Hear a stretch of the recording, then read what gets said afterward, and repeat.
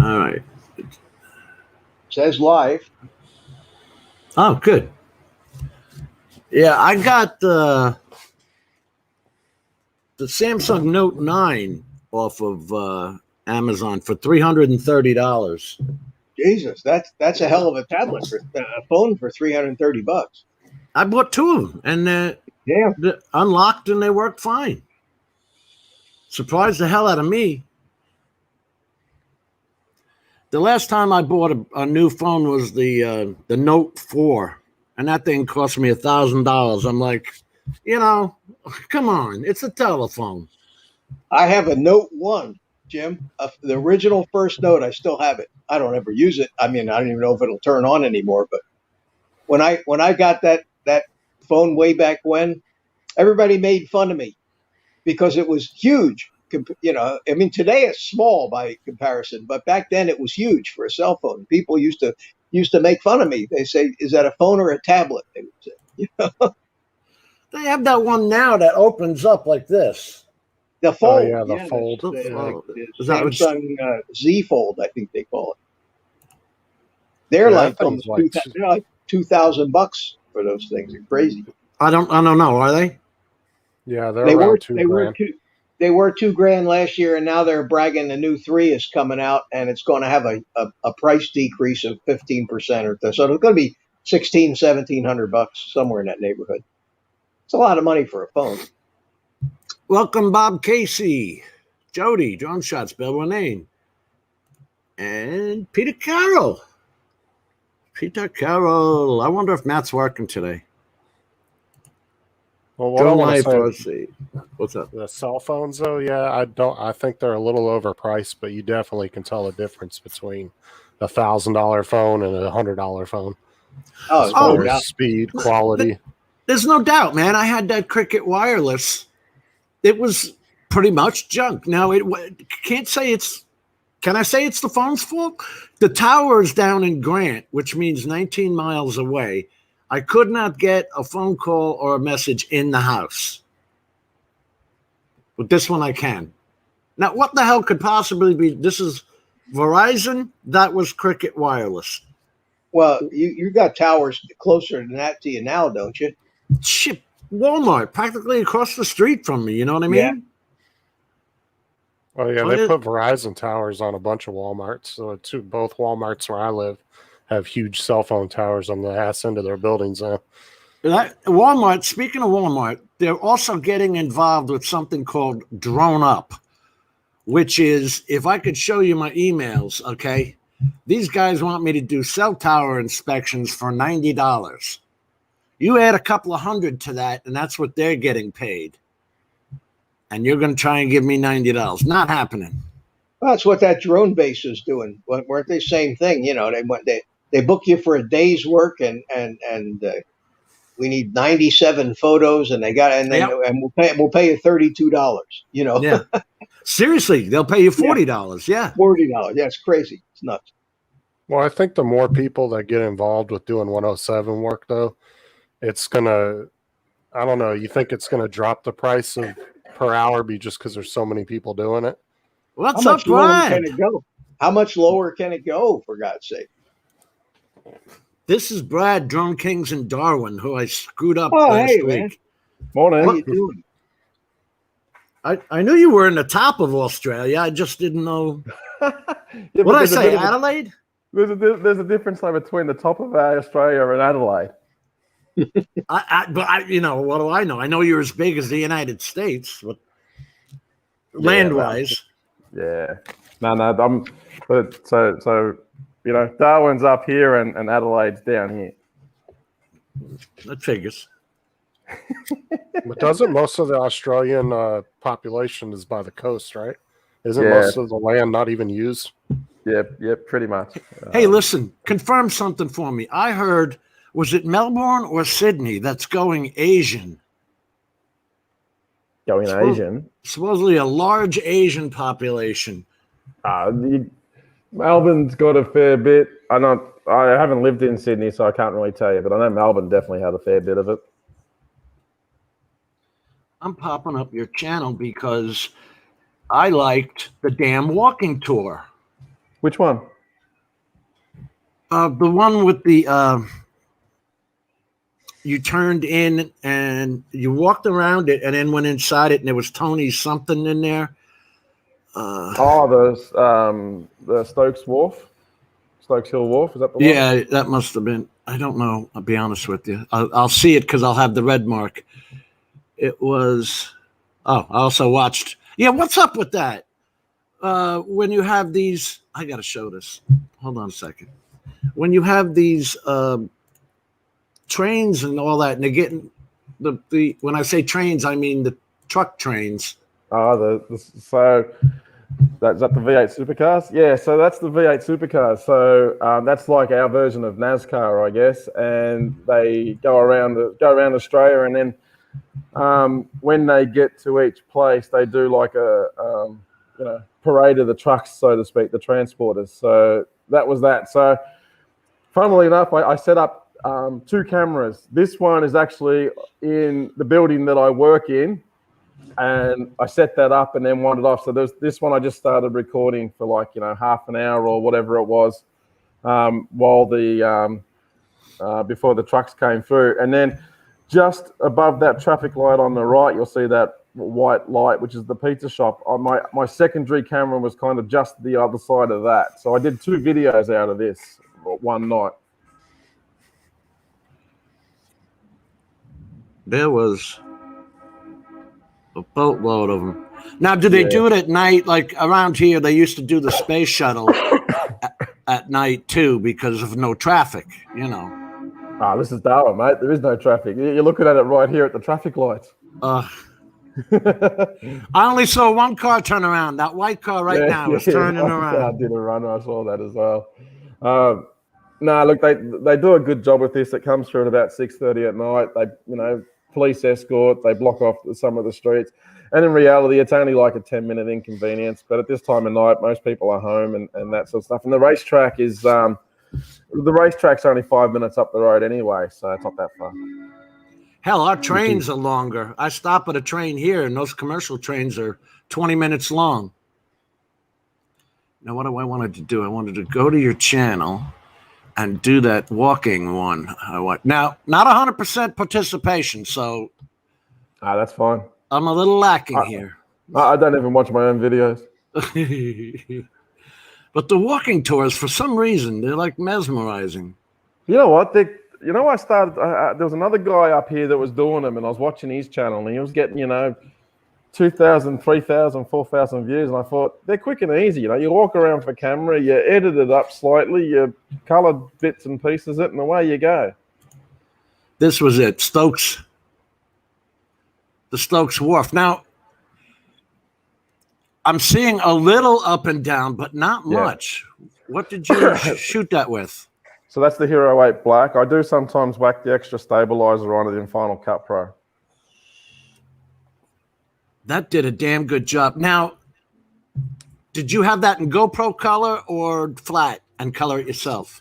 So I think this video I actually recorded sometime last year, but it just took me forever to just get around and edit it in. So I think this might have been even when I was first tinkering with the camera. So I can't remember if I was in flat or what do they call it? The GoPro flat. Color. Yeah, GoPro Tune or whatever, Pro Tune or whatever it's called. So. Because I can actually see shades in the watercolor. And for me, my experience with GoPro Color is it's usually a little oversaturated. But this was pretty cool, and I thought it was steady. So this was one of the first places that was bombed when they bombed Darwin. What in the hell? World War II, you mean? Yeah. We were bombed like a month or so after Pearl Harbor. There it is there. Oh, I didn't even know that. So they actually dropped, apparently, because there's quite a few sites around here, so I've been doing videos on them. But from what I understand, there's more bombs dropped here than what there was in Pearl Harbor. Well, you deserved it. Yeah, thanks. We didn't do shit. But because there wasn't as great a loss of life, I think Pearl Harbor was like 2,500 people or something. Don't quote me on that. But we only had sort of 300 or 400 people, so they're sort of not as But yeah, we got raided quite a fair bit during World War II. Would you believe? I actually, funnily enough, I only ever heard of the bombing of Darwin before I moved up here. Right, I knew we got bombed up here, but I didn't realise then that we were then attacked like another 100 odd times over that time. Wow. Why can't I move me to the bottom? So the planes, from what I understand, kind of came in from behind where we're walking now. So they're coming over my shoulder, and then to the left of those buildings is where they sort of started to come into. Is there anything strategic there that they were bombing? Well, obviously they're trying to get into Australia, and the Darwin was seen as the way to get into Australia. I mean, if you see some of my other videos, like with the East Arm drone video, that's like 8K down out of town, and that had guns all over the place.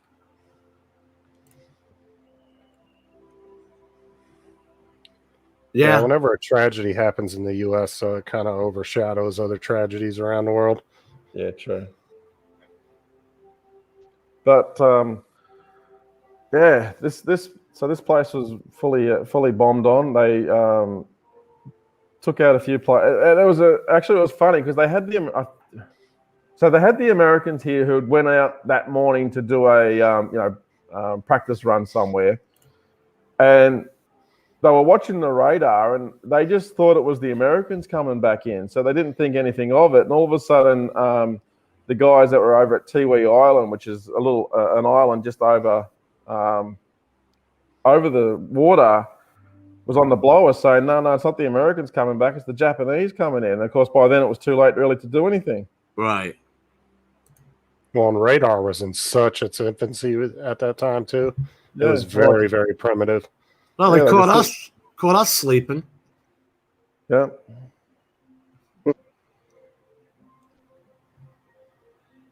So this was actually done back when sort of COVID hit here too. Well, you can see. What time of day did you say this was? This was about 8 o'clock in the morning on a Monday, I think it was, Monday or Tuesday. For the way StreamYard is broadcasting this, it looks pretty good. So I bet it looks a lot better. It does. Not watching it on StreamYard. The blues. StreamYard always makes the videos look like crap. I know it does, doesn't it? So I also did this in 4K, so that probably helps a bit too. You can see the different shades in the water, like where there's a sandbar, you can see it. I thought it was good. It's very vibrant. That's why I didn't know if you. Yeah, GoPro does that, man. So if you look at most of my videos, obviously you've got that World War II focus to them because there's just so many places around here that's World War II. I've got another, probably 10 or 15 videos just uploaded to my channel that I haven't even released yet that are, drone flights and World War II based places. I just haven't got around to releasing yet. Now, I see there's only 100 views on this thing. Have you put it in Facebook in a Darwin community group? Yeah. Because you'll get views, they just don't subscribe. I sometimes don't. Sometimes I'll go out and push a video hard, like I'll push the truck ones and that sort of stuff. I think those 2 videos are at like 1,000 views, which is pretty good for my channel. And some videos I just, let them go and do what they want to do. But the problem with Facebook is it jacks your videos up so bad. It will compress them down so bad that they just look horrible. That's why I don't like posting to Facebook. Oh man, at best that's 720p. Yeah, if you're lucky. Yeah. On a good day it's 720p. But it's been raining every day of the week here, Mitch. How are you liking that? Actually, over the weekend in the mornings, it was beautiful out there. So I actually got a chance to do some flying. But past couple of days have been less than perfect. Muggy, very humid out here on the patio right now. Hey, Brad, did you see? Oh, you did see that. What's his name is back? Hi, Jim video calling show. Yes, he's back.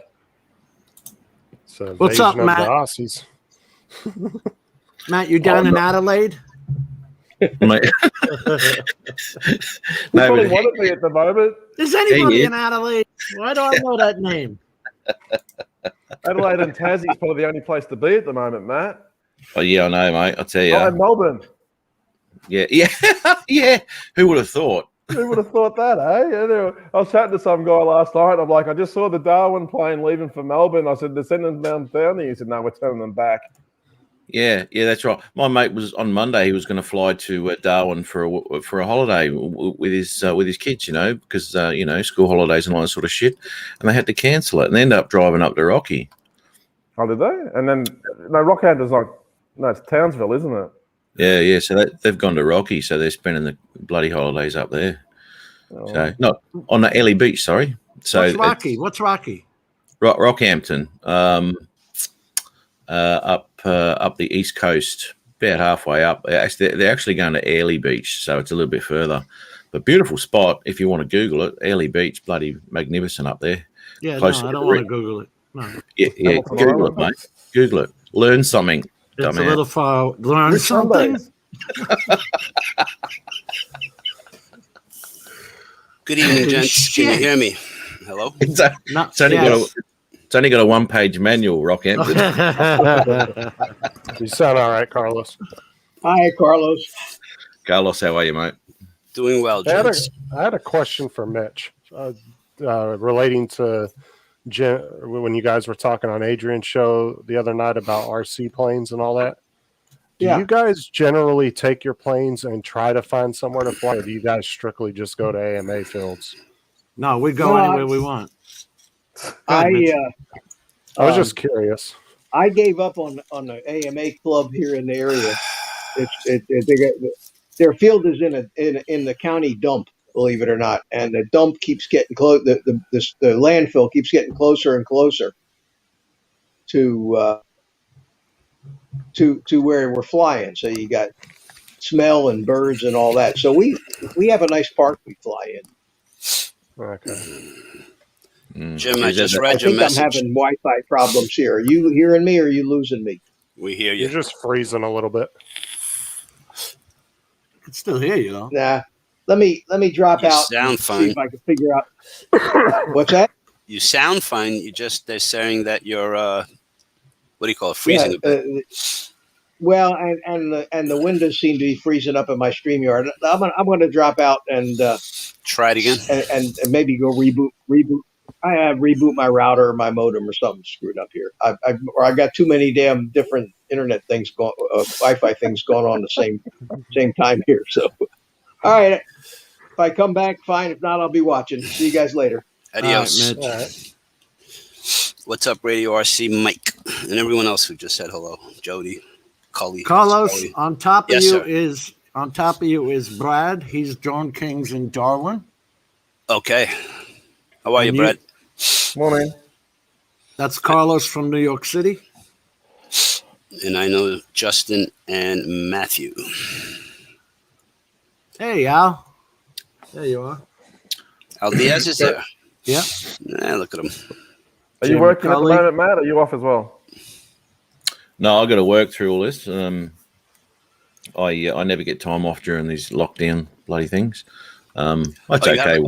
You have another lockdown, Matt. Is that true? Yeah. Are you happy about this lockdown in any way? No, not at all. Do you think it's a wise and safe thing to do for the citizens of Australia? Seriously, I'm seriously asking you. Well, put it this way, right? When it first all started, everyone was going on World Health Organization bloody recommendations, right? So everyone jumped on board with that, right? And now the World Health Organization has actually said that lockdowns don't work and they're no good. We've decided to ignore that advice. Correct. And Yeah. Now it's they're just right. political, Matt. It is. It's crap, mate. And just when the state of emergency is going to finish on the 29th, we're going to have another one. Yeah. now, if I was to tell you don't pay attention because it's ridiculous and they pretty much just playing with your heads and it's a control thing, would you think I'm, talking out of my ass? No, I agree with you. It's a pain of shit. You have a friend called Mars FPV who got all upset because stop insulting my country, and he got all pissy and wah. He started crying on another channel, and I'm like, man, if you want to be controlled and be led like sheep, listen to everything you're told. Yeah, no. It's amazing how people are just so quick to say hate. If the government said it, it's got to be good. Anyway, that's my 2 cents for today. As far as asking someone who actually lives in Australia if they thought it was a good idea. Now you're finally seeing in America all the stuff about how the masks were bullshit in the first place. Paper masks don't do a damn thing. I said it since day one, and now they're finally saying it. It says it on the box when you buy it. It does. It will not stop you from catching a disease. Like I said before, Matt is the Australian version of Jim. Biden had the right idea. He said wear 2. You remember that? Yeah, of course. Like really stupid stuff you can't forget. One on your ass. Yeah, exactly. That's where you got all the toilet paper. Yeah, that's right. You use women's tampons if you're a guy. I don't know. Hey, the toilet paper sold out again. Oh, gosh. Yeah. Just like that. In Australia, is the bidet popular or used? No, I use my swimming pool. Whatever works. What's up, Michael McReynolds? That's beautiful. Michael Blade. It's a bit chilly on the old boys these days, but Yeah, it's a bit cold up here too, Matt. I had to wear a t-shirt. yeah. What's it? 30 degrees now, mate. Actually, it's early, so it's 29. 29. Yeah. With a little bit of humidity that makes you sweat only for half the day. Yeah, that's about it. A quick little to Mr. Michael McReynolds. Ed is back home. Ed is in the house. Ed was admitted. Well, I don't know. Ed was in the hospital, and now he's not. How's that? There you go. Is he all right? Obviously, he's home. That's a good thing. He's home, yeah. So I guess he's better than he was the day before. I didn't know he went in. I didn't know he went in. Poor bugger. I didn't either. He had some issues. Okay, not related to anything COVID. Oh no. Yeah, all right. No. He's a donor.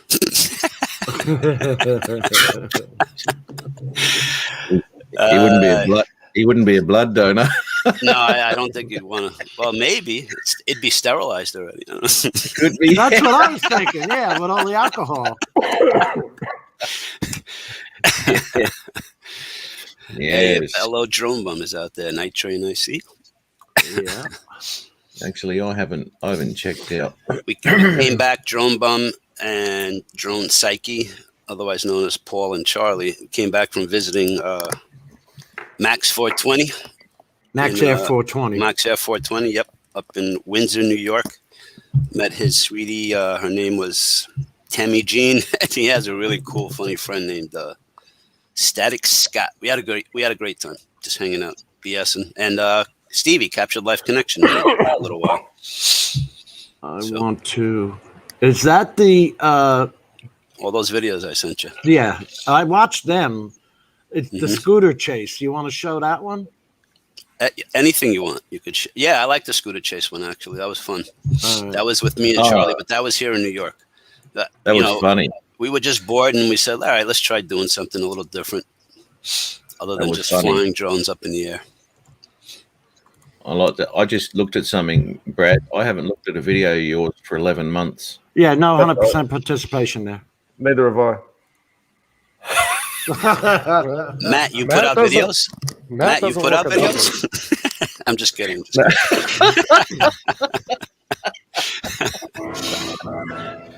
Charlie, I love that. Yeah, I like it too. I love that shot. That's a great intro, isn't it? I'm waiting for something special from Drone Bum, I tell you that much. Is this music going to get me in trouble? No, I don't know. No, I don't Maybe know. not. Maybe not. Just don't play it, I guess. Just mute it. Yeah. It's not a Is that symphony. an electric scooter? It's an electric scooter that Charlie brought out and took the dust off and decided to charge. Nice. He says it goes up to 14 miles an hour. What are you complaining about? You know how 14 miles looks an hour. When you haven't been on a scooter, I don't know. Slower than hell, I right? I forget who it was. I think it was, but no, I think it was Bob Drone Days. He goes, "Why don't you make a ramp and get Paul to jump it, or at least test it out?" I don't know. Did you know when almost you go- fall? Oh yeah, a few times. When you're flying these, you're wearing goggles, aren't you, to watch what they're doing? No, well, yeah, I'm riding, and the person who's following me is wearing the goggles. So how do you not like? I Here, watch go some of these, and I think I'm going to get a headache. How do you guys not? Does it mess with your eyesight for a while with the goggles on and No, the quality? there'd be a lot of blind FPV pilots out there. No, I mean, you know what? Some people it messes with them. Some people it gets them dizzy, and some not. Some people can only fly sitting down. Some can fly both. Oh, okay. You know, The only way you really know is you have to try it. Yeah. Yeah. Did you I'm just hit that okay. car? Oh yeah, I hit a car, a tree, a fence, but it wasn't so bad because it was his drone. Jackass meets FPV. You I know what the noticed that. scary part here was? This is a predominantly Asian neighborhood, and they could fix the world, but they cannot drive to save their lives. Holy shit! That's worldwide, mate. It is worldwide. I thought it was here in New York. No, mate. I'll tell you something though, Brad. I ran 14 packs through mine yesterday. I'm okay up until around about 8 or 9 on the FPV. But as soon as I go past that and I start ripping around doing all sorts of shit, I can actually feel a little bit ill afterwards. Yeah, okay. What, from too much flippy floppy or just regular flying? Just regular flying around around the outside of the house and through shit and what have you. Yeah, can make me feel a little bit. And that video that I did with the Tiny Hawk Freestyle, I ran I don't know 6 or 7 packs through that. Yeah, by the end of that, I'd had enough. What's a pack? That's interesting. What's a pack? 2 or 3. 2 or 3. Nah, yeah, 2.5 to 3.5 minutes. As far as that's what you're asking. How much time do you get in a pack? He's talking about pack as far as battery. Oh, battery packs. Yeah. Gotcha. Yes, sir. Yeah. So I was having issues with my Mini 2 camera yesterday. In regards It kept, to I was flying and it just kept every once in a while it would glitch like that and it would jump. And it was super quick too, but you could see it in the video. were you flying flat out, sports mode or anything like that? I was just flying in sports mode, just flat, just going across the terrain. There you I was go. about 200-300 feet in the air. Yep. I've heard a few issues, and the Mavic Pro had the same issue too there for a while in sports mode. Not the 2 Pro, the original Mavic Pro. In sports mode, had a problem with the camera doing that. It's almost as if it's trying to keep up with what's happening with the drone. It's never done it to you in normal mode flying. It only happened yesterday for the first time. That was the first time it ever happened. It did it 3 different times in about a 20-minute flight. And you're all in sports mode every time? Yeah, I was in sports mode the entire time. I usually only fly in sports mode because I'm not You're an low animal. enough to hit anything. I'll go straight up to like 200 feet and then I'll take off to where I'm going. So I'm usually not low enough to hit anything. So I usually just leave my drones in sport mode. Okay. Now, if I'm flying like under a bridge or something like that, I'll turn it on like normal or tripod. Okay. Well, yeah. Anyway, so that's that can be an issue with those cameras, from what I can hear. And as I said, it's been an issue. It's not the first time that issue popped up with DJI. No. I mean, DJI always had an issue with the freaking horizon when you're giving it a hard left or right. You know, horizon goes like this. Fucking hell. 3-axis It's almost gimbal. like you put it in FPV mode almost. Yeah. When I'm fighting the wind or something, I'll have the camera give up, and it'll either go down or it'll go straight up. It's like the gimbal gives up. It's too much work. So the camera will go straight up, in whatever mode it wants to do. I don't have to be in sports mode. Maybe when it's you the get wind pushing on it. You want to get yourself a Spark. No issues with them, mate. Can't move, right? Two gimbal. There's a 2-axis. 2-axis gimbal. Yeah. that thing's still going strong, mate. That thing's still the same price as when it first came out. Have you seen? Yeah, exactly right. On Amazon. Yes, mate. Yes, and even on the second-hand market, these things are still selling for decent money. Well, that's because they don't make them anymore. Yeah, I mean, it's a collector's item. I would think. I guess that's why I don't. It's going to be like a classic car soon. I mean, for the same money, you can buy yourself a new Mini, not a Mini 2, but a new Mini. You know. But in my opinion, you'd better off with the Spark than the first Mini, to be honest. No, see, I was on Amazon looking at the Spark bundles, and some of them are almost going as much as a Mini 2 would be. I mean, they're only like a $60 to maybe $80 difference. Wow. And if you're spending that much money, what's another $80? You know what I'm saying? Oh, look, if I was in the market, I'd be buying the 2, that's for sure. Purely because it's the same camera controls, basically.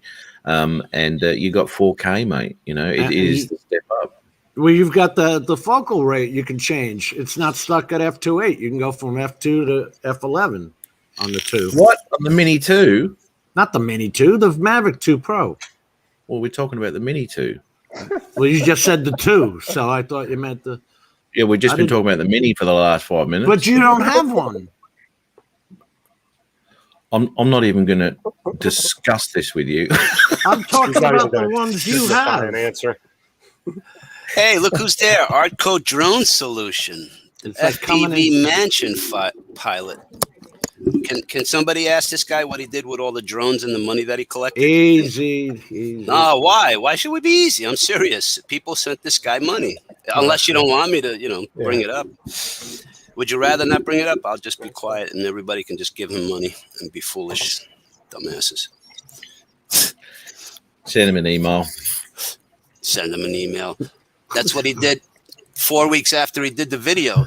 He said, I'm going to collect money and give drones and teach people how to fly.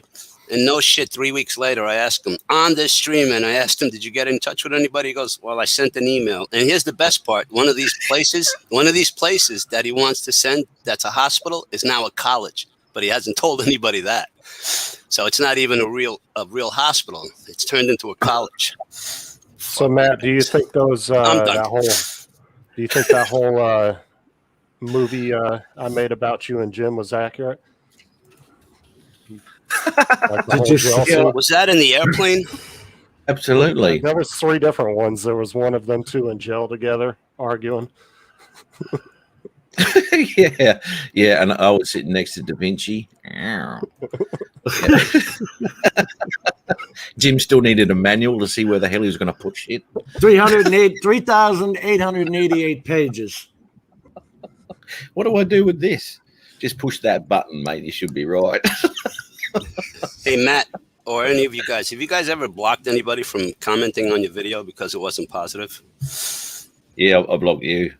Did you? No, mate. Because Art Carlson blocked me. Apparently, he doesn't want criticism. He just wants positive criticism. Or watch. I'm telling you, blocking on YouTube doesn't always work, though. I've blocked other channels, and they don't. I can still. It's the principle of the matter. You can still go to the channel, but they can't comment. You can't comment on them.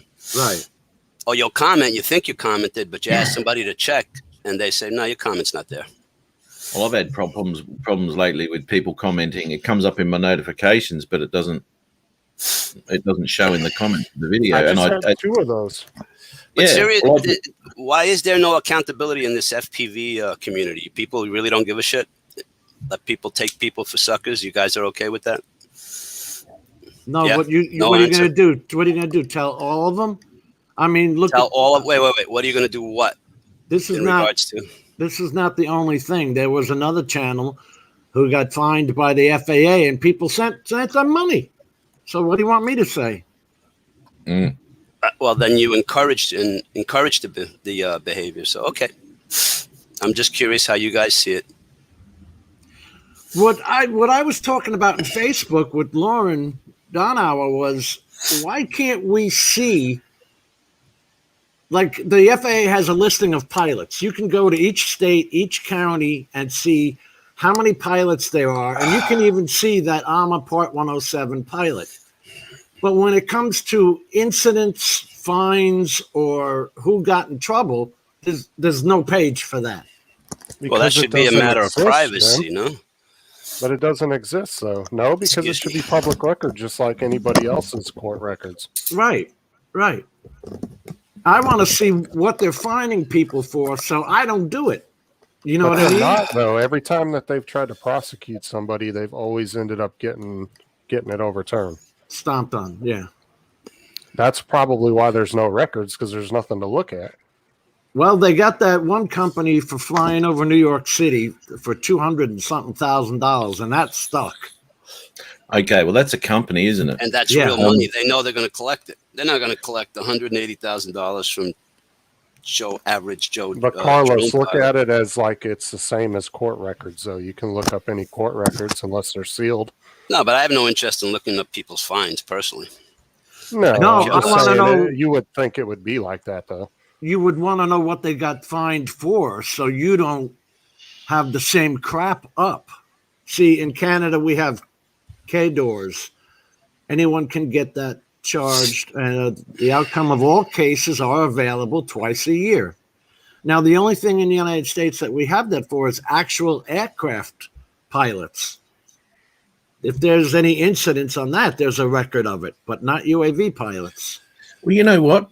Out of all the people on YouTube here and out of all the communities and everyone knows each other and all that sort of stuff, who's been fined? Nobody. Only Mikey that I know of. I mean, I was No. thinking about that trust test and saying, okay, so let's pretend I took it, but I don't decide to download it.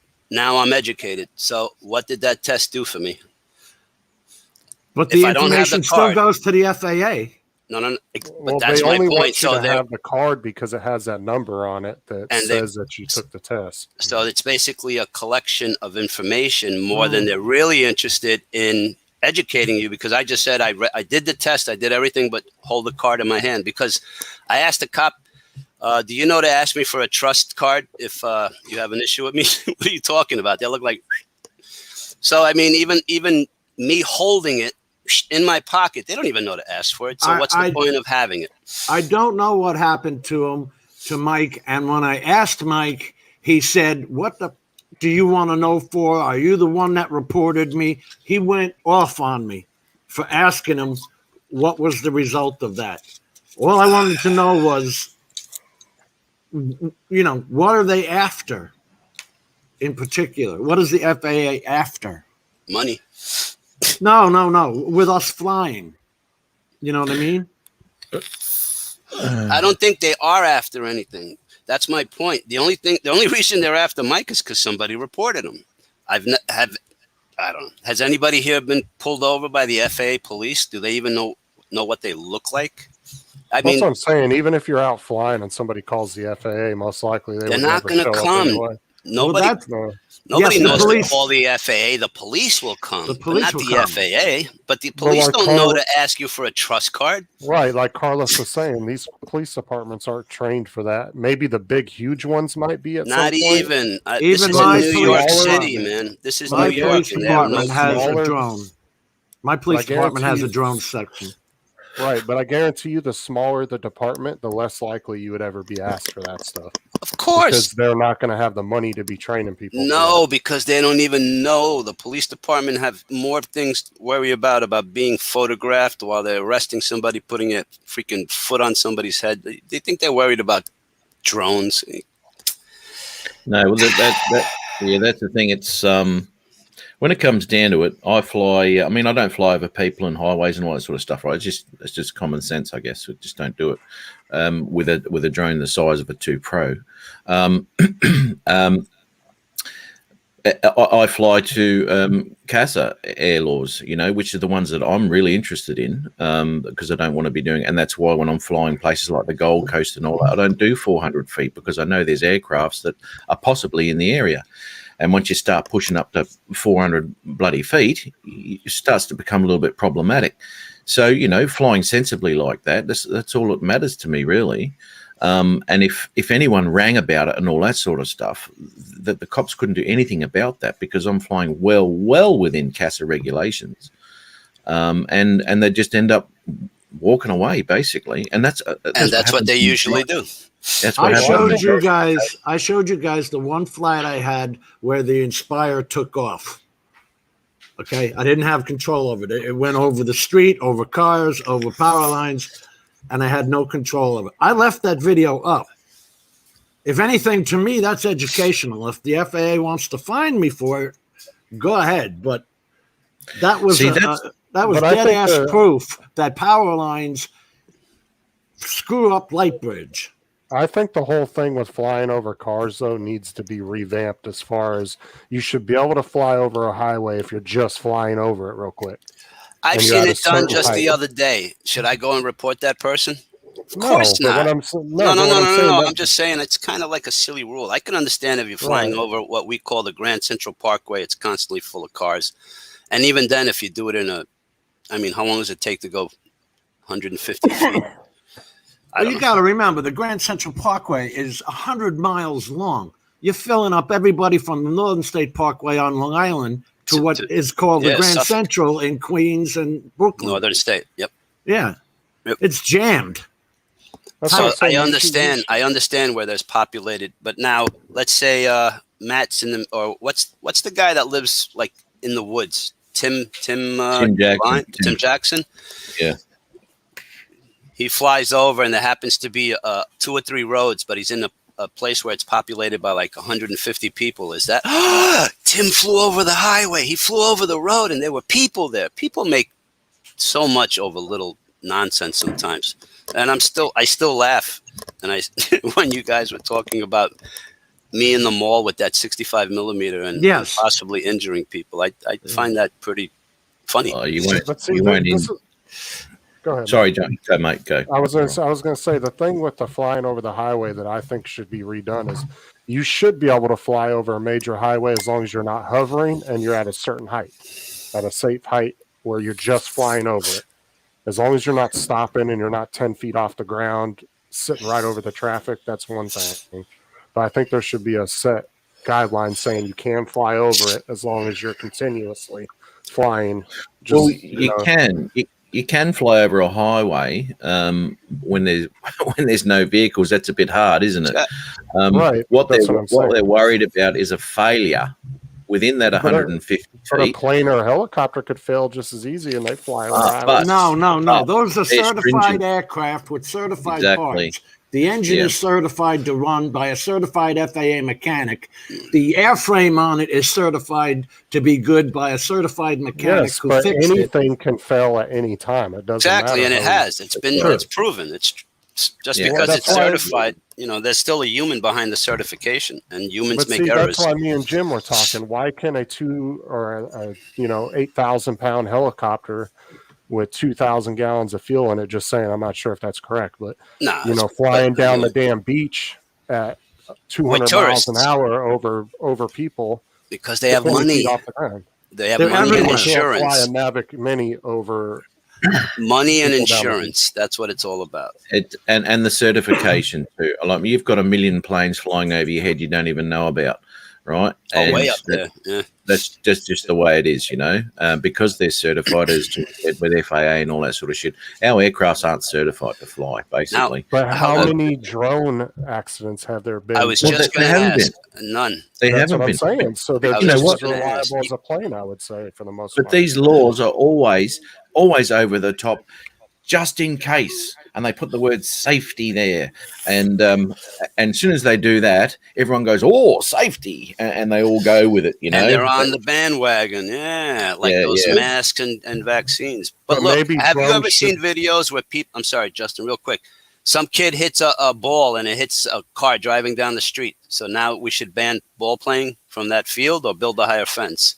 And then if you build a higher fence, somebody hits a golf club and hits a car going by. So stop golfing forever and you need a golf training course. Carlos, the Matrice is well over 20 pounds. We're talking about different vehicles. If that thing comes down, it is going to take out somebody. I can guarantee it. You do not want that falling on your head. I understand. Or any part of your body. But not many people fly Matrices. It's not even Maybe drones should be certified to how well built they are. If they are a good quality, high quality, expensive drone that's well built, maybe they should have a special certification saying that they can do certain things that a little cheapy $100 drone off of Amazon couldn't do. That's what they intend to do. Their drone certification is coming. It's already out there on the FAA site, A, B, C, and D. They will be certified along with remote ID. Yeah. And I mean, you're talking about, matrices and all that sort of shit, them coming down. I can almost guarantee you that if a car's doing 60 mile an hour, I don't know how fast they go on that highway or any highway. Say they're doing 60 mile an hour, you get a Mavic 2 Pro, it'll go straight through the freaking windscreen. That thing's nearly a kilo. It's 900 odd grams or whatever it is. That's going to come through your windshield. Don't worry about that. My God. Well, that's I guarantee that, but I don't think that the failure rate is hasn't been one that of any other thing that I agree with you because look at your battery times. For the most part, you're 15 minutes of flying, right? Other than FPV. As far as we've gotten with these other drones, you're 15 minutes one way and you're coming back. So you're not up there, and we know enough from our batteries that if the damn thing's hitting 50%, you better be on your way back, or you're going to lose it. Well, doesn't it bring it back at a certain point? The DJI ones, it says return to home, your battery. You can shut it off. You can shut it off. You can bypass it. You can cancel that, Okay. What you can't cancel is automatic landing. At 10%, the first couple of times, and then it will force it. At 10%, it is landing. It doesn't matter where it is. I think Tesla classify that as a rapid deployment of parts. Yeah. Sounds right. What's up, Lauren? Oh, dear. Well, not much. I was sitting there listening to you guys, and I decided I was going to get my 2 bits in with. Cool. We like 2 there you bits. go. 2 bits go. Yeah, no, it'd be nice if you guys catch up on the regulations. Like there's so much changing around the world, and the U.S. seems to be so far behind on a lot of the common sense regulations. Like since for the last 3 years now, we can fly over cars because they've done a risk assessment and they felt that it posed no threats to somebody inside the vehicle. So, things like that. And now you guys are just adopting the night flights, right? Well, for the last 3 years, we can fly at night provided you have the proper lighting, But we worry about, in the United States, we're worrying about the language we're using. We made a separate subcommittee for the language. Oh, it's no doubt. No doubt. We are ridiculous. Well, and then the rules. Culture, cancel culture. Yeah. Cancel culture. Oh, God. Well, I was going to say the whole rules too in the U.S. versus recreational versus 107 don't make sense. Why can a recreational pilot just go out and fly at night without no waivers, nothing? But then an F-107 pilot has to go get waivers and all this other crap. That right there makes no sense at all. But you're talking about the United States. See, and again, like the way we're set up, we have a basic and advanced license, which is kind of like your recreational and your Part 107. But our licenses don't define what you can do. Like you can do commercial work with a basic license. Our license defines where you can do it. If you're going to fly in controlled airspace, then you need an advanced license, right? If you have just a basic license, that's kind of like your recreational one. Well, you can't fly in controlled airspace. Right. So, Yeah. So we've got a very similar thing here called excluded class, where it's anything under 2 kilos, which is a bloody big drone. So everything from mini right up to your Evo Pros and all that sort of stuff, and Mavic 2 Pros, you can make money off them just by having an excluded class license. And you're right, same restrictions apply as recreational, basically, except you can make money from it. You can do real estate and all that. But when it comes to flight paths and airport zones, you can't do that. Yeah, same thing. Well, isn't there some places too that if? Oh, go ahead. I think I mentioned it to Jim a week or two ago. Meeting I was in with Transport Canada for some upcoming changes to our regulations. Like as it is now, whether it's basic or advanced, your maximum weight is 25 kilograms, right, or about 50 pounds. That is going up to 150 kilograms. Imagine that. Imagine that.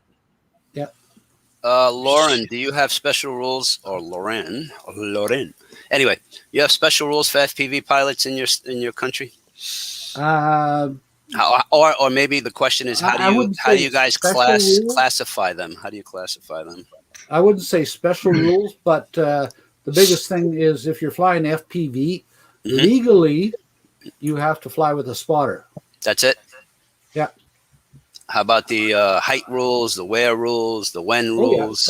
Yeah. No, they all apply, right? You have to fly because if it's over 250 grams, you need either a basic or an advanced license.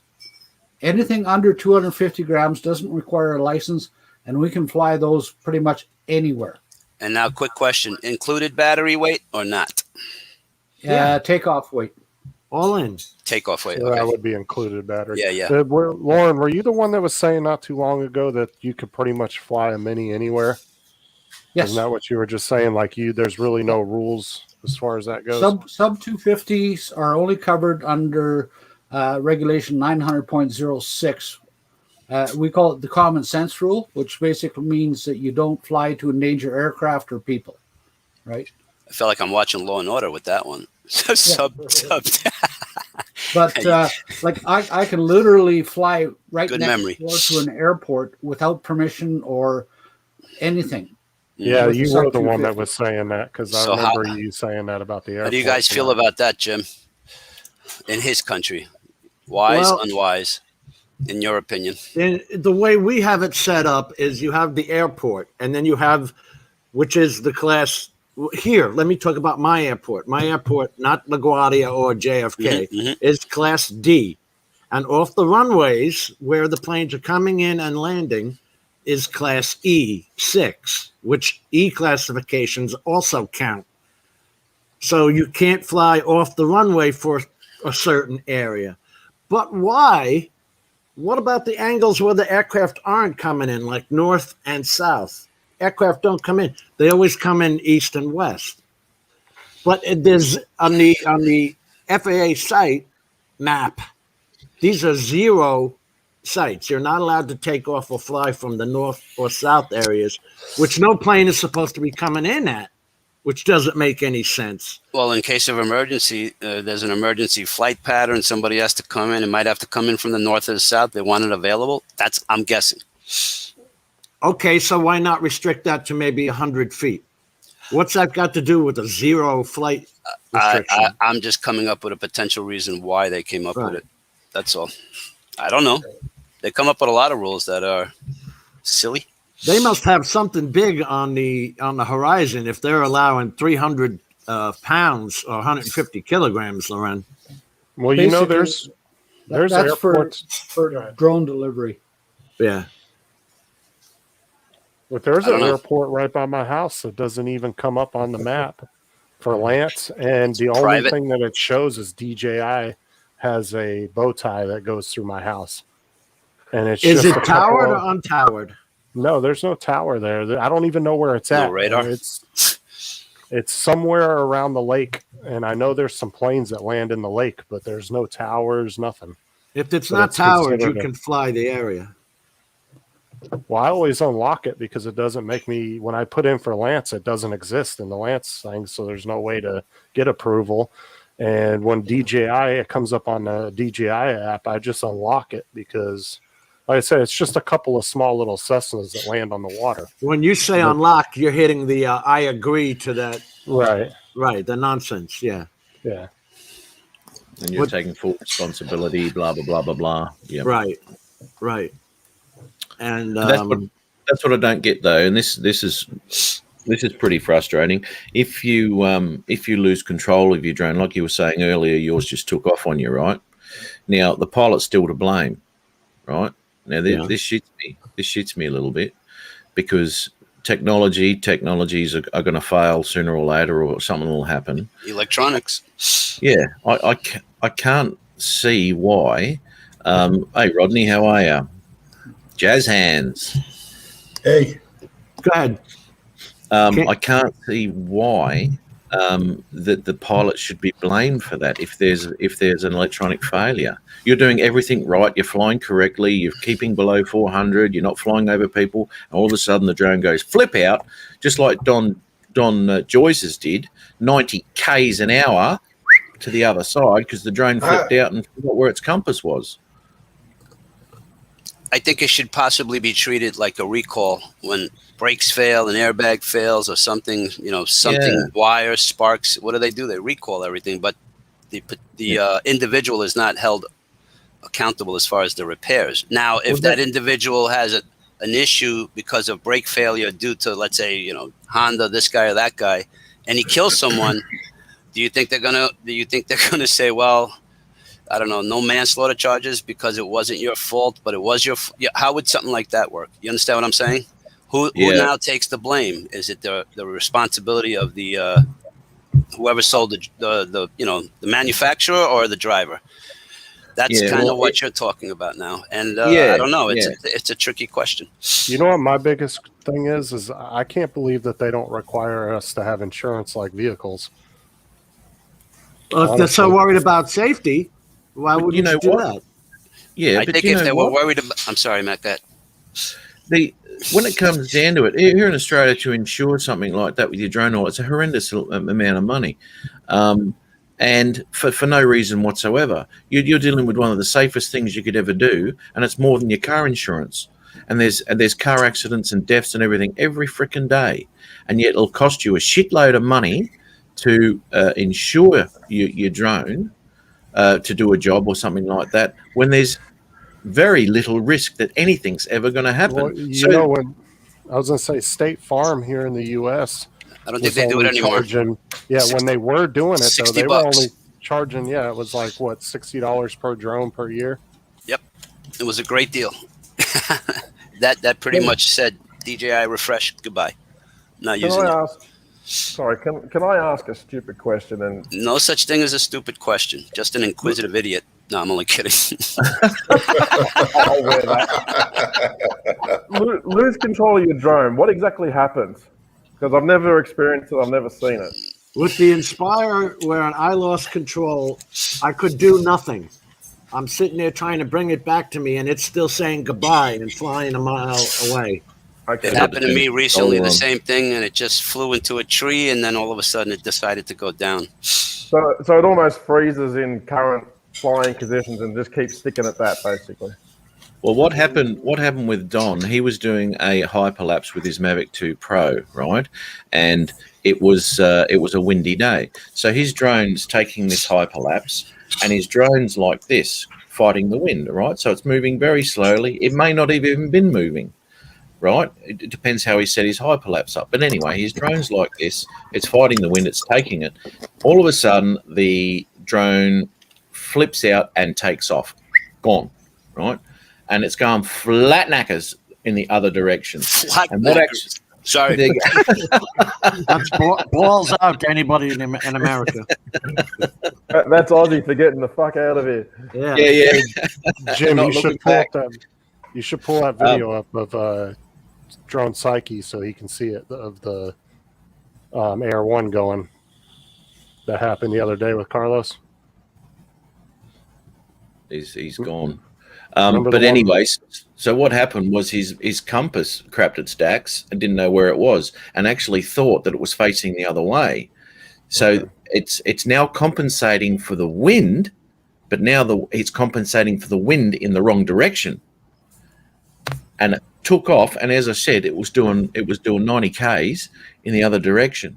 Okay. And it went, mate. It just went. And he's actually got a now, whether that was an IMU error, a compass error, he said the compass went out, but he went through the whole log of everything that went wrong on that day, and he's finally pulled it out to exactly what happened. And it was the compass IMU thing just screwed up. That's what happened ours. Did it? Same thing, IMU error.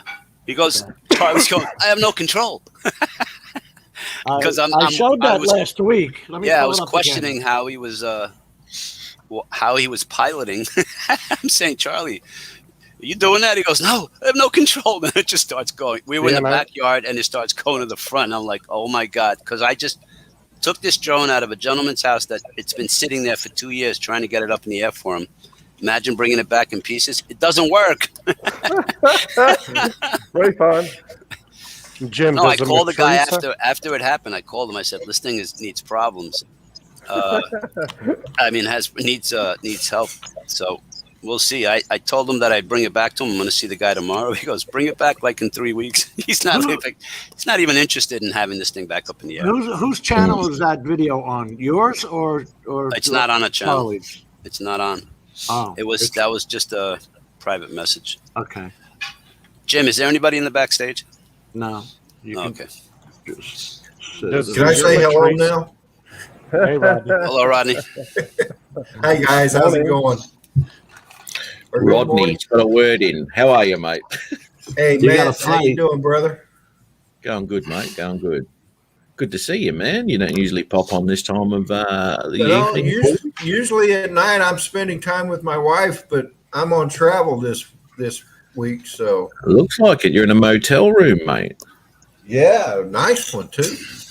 Where you at? You mean they have a bathroom? I'm in. They do, and they even have air conditioning. Life is good. I'm in Norfolk, Virginia.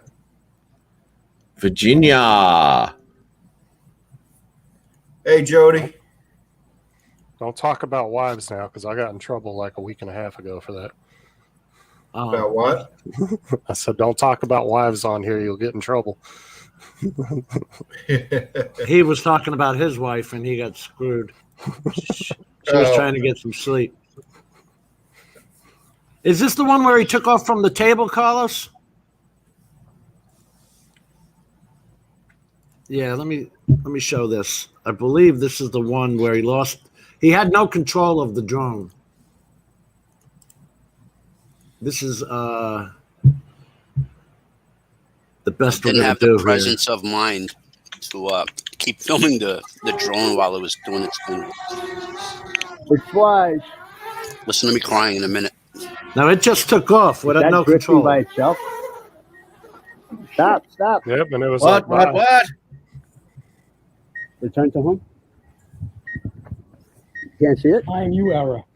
Can you see it? No. Not there? Oh, shit. Listen to me. Land, please land. You hear it? Because this is the drone he got from his neighbor or It's in the the guy he tree. worked for. Do you know what? It's probably lucky he had the sensors on too, Land. by the sounds of it, because it was getting close to shit. Land. Land it. What Man. drone was that? They Mavic Air 1. Yeah. It's And then wise. it just decided to take off on its own.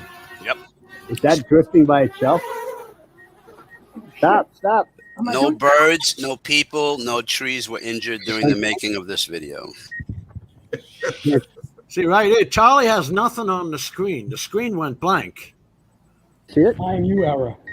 Can you see it? No. Not there? Okay, Curtis has got a point here. Go back to the beginning, mate. Have a look at the table he took off from. The glass? No, Metal. we were thinking about that and we did it. Calibration from the ground also. Or the metal? you Yeah, mean? yeah. The whole thing. We 3 different calibrations and it kept having the IMU error. So it's not about. Okay. Middle Charlie fence as well. knows about these drones, so we. Let me ask you something, Carlos. Yes, when was sir. the last time he flew the Mavic I Air? told you it was. No, you talking about Charlie or the actual drone itself? Because that The drone drone hasn't been itself. flown in 2 years. There you go. Right.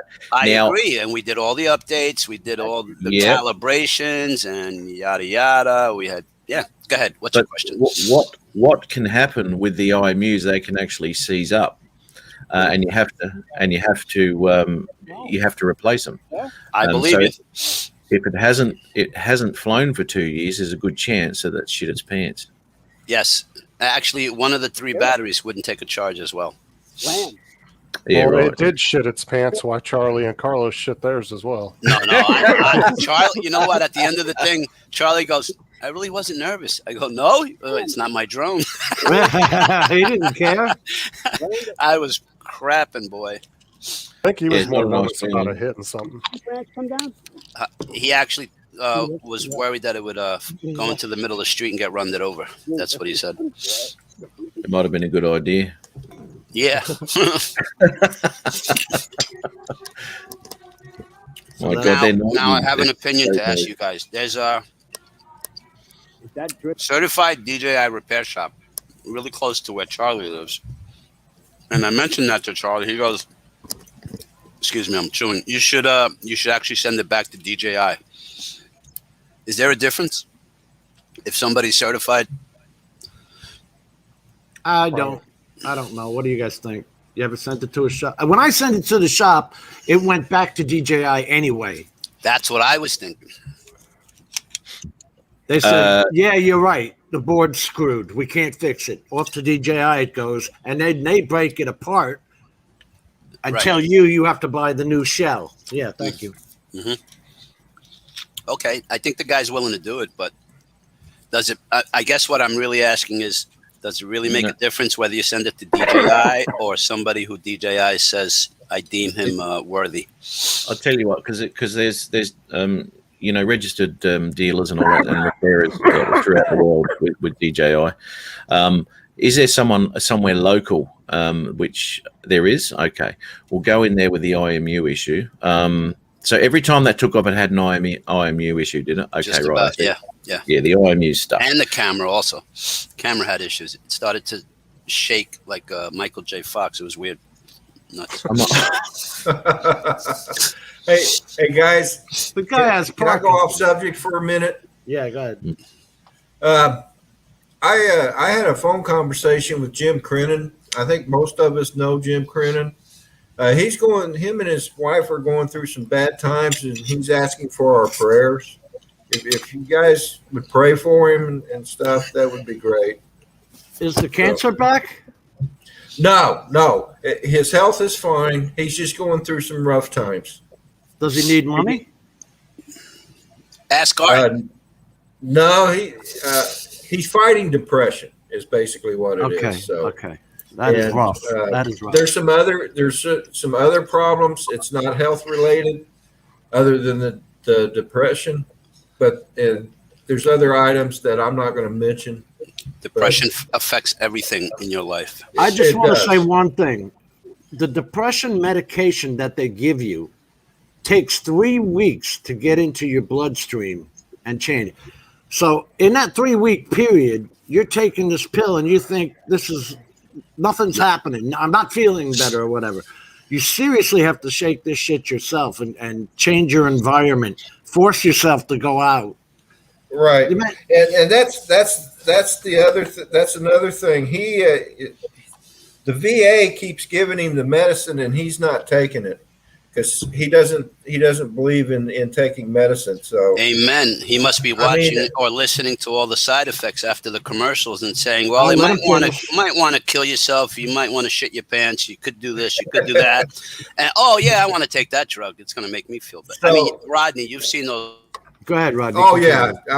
I laugh at every one of those commercials because the side effects are worse than the ailment that's trying to treat anyway. So, yeah. Ever read you didn't have to kick Carlos out, Jim. I didn't. Really. I didn't kick him out. I was trying to turn his mic back on. Oh. And then you kicked him out. Yeah, right. No, he jumped out. He thought I was shutting his mic off. I wasn't. Oh. I was trying to turn his mic back on. He was having issues with his mic a minute ago. But anyway, yeah, depression is a bitch. And like I said, by the time you sit there and wait for the 3-week period for this stuff to even start to work, you're better off having a friend shake you out.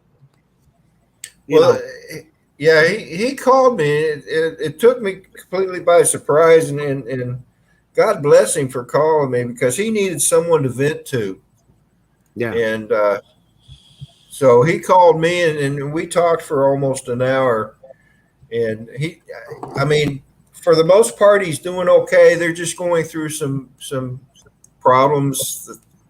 You know, some of it's financial, other it's the depression and other things. But he's just, you know, I told him I was going to ask people to pray for him. So I don't know if anybody out there, you know, if you pray or not, that's fine. But just keep him in mind, if nothing else, you know. They look isolated out there, are they?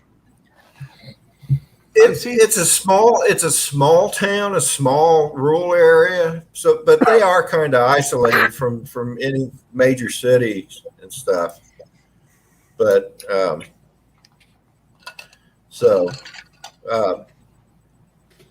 mean, I don't know that much about where they live, other than it's you know, a rural area. Right. Yeah. Just from the videos I've seen, it looks like it's. I've been to Yuma, Arizona, and straight up from there is Phoenix. But other than that, I mean, he looks isolated when he does his videos. That's all I'm going to say. You know. Yeah, it's a really small town. So I think it's called Sonita, something like that. Oh, Yeah, Mel has been to his house, 400 AGL. He's actually visited their house. So he's selling his Mavic. Tucson is not too is. far away, so it is southern. yeah, it's in southern Arizona. Okay, so I'm trying to find where. Who's selling the Mavic to? Mel? Yeah. Email Mavic me Air. for details. So that's 400agl@gmail.com, right? Right, Mel? Mavic Air 2, $399. Did I see somewhere? Mavic Air 2, eh? That's a hell of a deal. Thought I saw It's that. not bad. Hey, Maker Steve. Actually, I wonder how Bob's going with his next video. It's been a while, Bob Casey. It's been a while since he put one out. I'll be interested to see what the Mavic's doing. Yeah, he said Mavic Air 2 for sale. Email me for details. Yeah, I had that up. That one up. I thought I saw a price somewhere. Yeah, I saw $399, but I didn't. Oh, he said Fly Guy Mural $399. 700 Fly More hard case ND filters. There you go. So it's a fully equipped. With a good IMU. That's Hey. not a bad price. I use the Skyreet ND filters. I've gotten away from when I first got in this, with the Phantom 4, I bought a pack of stylized ones. I've never used them. They've got all the stars, you know, like the light reflection kits and all. I've never used these damn things. I did one that was a blue gradient. Jim, you buy a lot of shit you don't use. Look at the 3D printer. Don't you mean a magenta gradient, Jim? Dude, I got a TV camera sitting in the house I haven't used. Don't get me started. Start your own news show up, mate. But I give stuff away. Yeah, Mel says, yeah, that's the correct address. Yeah, I'm still Very waiting nice for point. my Inspire 1 to be sent to me, you know? You're going to keep waiting. See, The teller I'll Mel. give you. Mel, now that's a brand new drone, Mel. Basically, what you're getting is a brand new drone. What are they worth new there in the US? The original Air 2. I believe the Fly More combo was $999, and then the Yeah, regular was $799. Yeah, that's about what I paid for the MA2. Okay, so you're getting a Fly More for the price of a standard one, and it's a new drone. You know, that's Yeah, pretty good too. Yeah, 800 for the standard and 1,000 for the Fly More here. There you go. Yeah. See, that's why I don't buy drones of quality of less than I've already got, or that I'm really not going to use instead of. Like, if I have the Mavic 2 Pro, why am I going to buy a Mini or something like that? You know what I mean? A lot of guys do that because it's fashionable. They just buy everything from DJI. I'm just reading Bob. Sorry, Bob. That he put out that video? Yeah, and you should put it on your show too. And what's wrong with it? And we went blah blah blah blah blah. And he goes, "I'm not doing that again." Okay, so give me the Inspire one and the Matrice, and then you can buy the Mini in there too. Oh, deal going down here. Yeah. Deal Hell going of a down deal. live, folks. Now I have to spend a single dime. Hey, Robert Glazer. Just kidding, man. Hey, Marcel. Hey, this is what? Can I ask you if anyone having connection issues with the Air 2S? I don't With have just the the Air regular 2S. controller? Yeah, with the regular controller. I haven't had. I mean, I have connection issues when I fly too far away from my home because of all the trees around me. But other than that, if I'm in a relatively clear area, I have good connection. So I've had a couple of flights now where the drone is no more than 50 meters away from me. And, nothing in the way, maybe some trees, but that's not a big deal considering the distance. And like this, the feed back to the phone just glitches pretty bad. Okay, let me ask you something. Right? Is your phone in airplane mode? No. Okay, do that. Number one. You've got an OTG on it, a cable. I use whatever it is that comes out of the controller. Yeah, the cable. Okay. Phone. Yeah. Put your phone into airplane mode, mate. Get rid of your Bluetooth, your Wi-Fi, and any 4G or 5G or whatever hell's coming into it, because that is a lot of interference, plus what you're trying to fly with. So I kind of think that will fix your problem. Because I've had it a few times now, and I've got emails into DJI, and I've even sent them my logs, and you can see the radio signal just drops down to bare bones. Let me ask you a question. Control issues? Are they answering your emails? Kinda. But weren't people saying that the last update they've noticed their range go down significantly?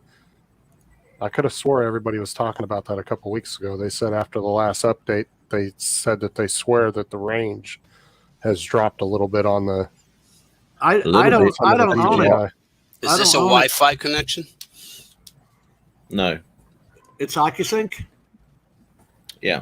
Holy shit. OcuSync You shouldn't be having those problems. Can I show you what I've got from my thing? Yeah. Absolutely. What do we? You want me to make you larger? Hang on. No, that's an ugly picture. I'll wait till you show something. Let me just. Rodney, I went for a new color now. I'm on brown number 40. Oh, well, I noticed there was something different. No one, thank you, sir. No one even noticed. No, because we're used to you looking different every week, mate. We don't say anything anymore. The colors never match. Did you see the last comment about the Mini 2 having connection issues? I think it was that last update. I saw a lot of complaints about the last update on Facebook. Yeah. I'm wondering if that's what it is. Maybe some people are just getting bad updates, because I haven't had any issues with mine. One of the updates that we got on the Mavic Air when we were doing that was to allow takeoff in Costa Rica. Look at his signal. Look at his signal dropping like a rock. So this is me just buzzing around just down the road. Actually, I was mucking around with the FPV, but I'm 80 feet away here, and it's dropped to 65%. Oh, here we go. Oh, wow. Over water, man. You shouldn't have had any problem whatsoever. And then, then it starts mucking around with me and glitching. And luckily, I brought it back over the land because I lost even the back. Everything was just glitching basically, so I couldn't see battery and all that sort of stuff. And I brought it back over the land, was just buzzing over the land, and then it just it parked itself on me because the battery had run out. 1%. Now, do you fly there a lot, or Wait a minute. Go back up to zero. Go back up to zero. All right, stop there. Stop. Do you guys clear your caches? The previous videos? No, on the drone, on the remote controller. Clear the caches, because I forgot to do that, and I had 6 gigs of cache in there. Yeah, I've been clearing all that away. All right.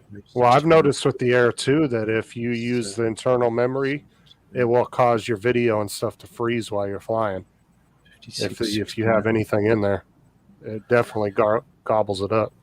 I can send you this, Matt, if you want to have a look. I'm just looking at there's a bit of a variance there with your cells too, 68 to 56. Hey, Brad, hit the blue button. Hit the blue start button so we can watch the flight and see where it's turning to shit.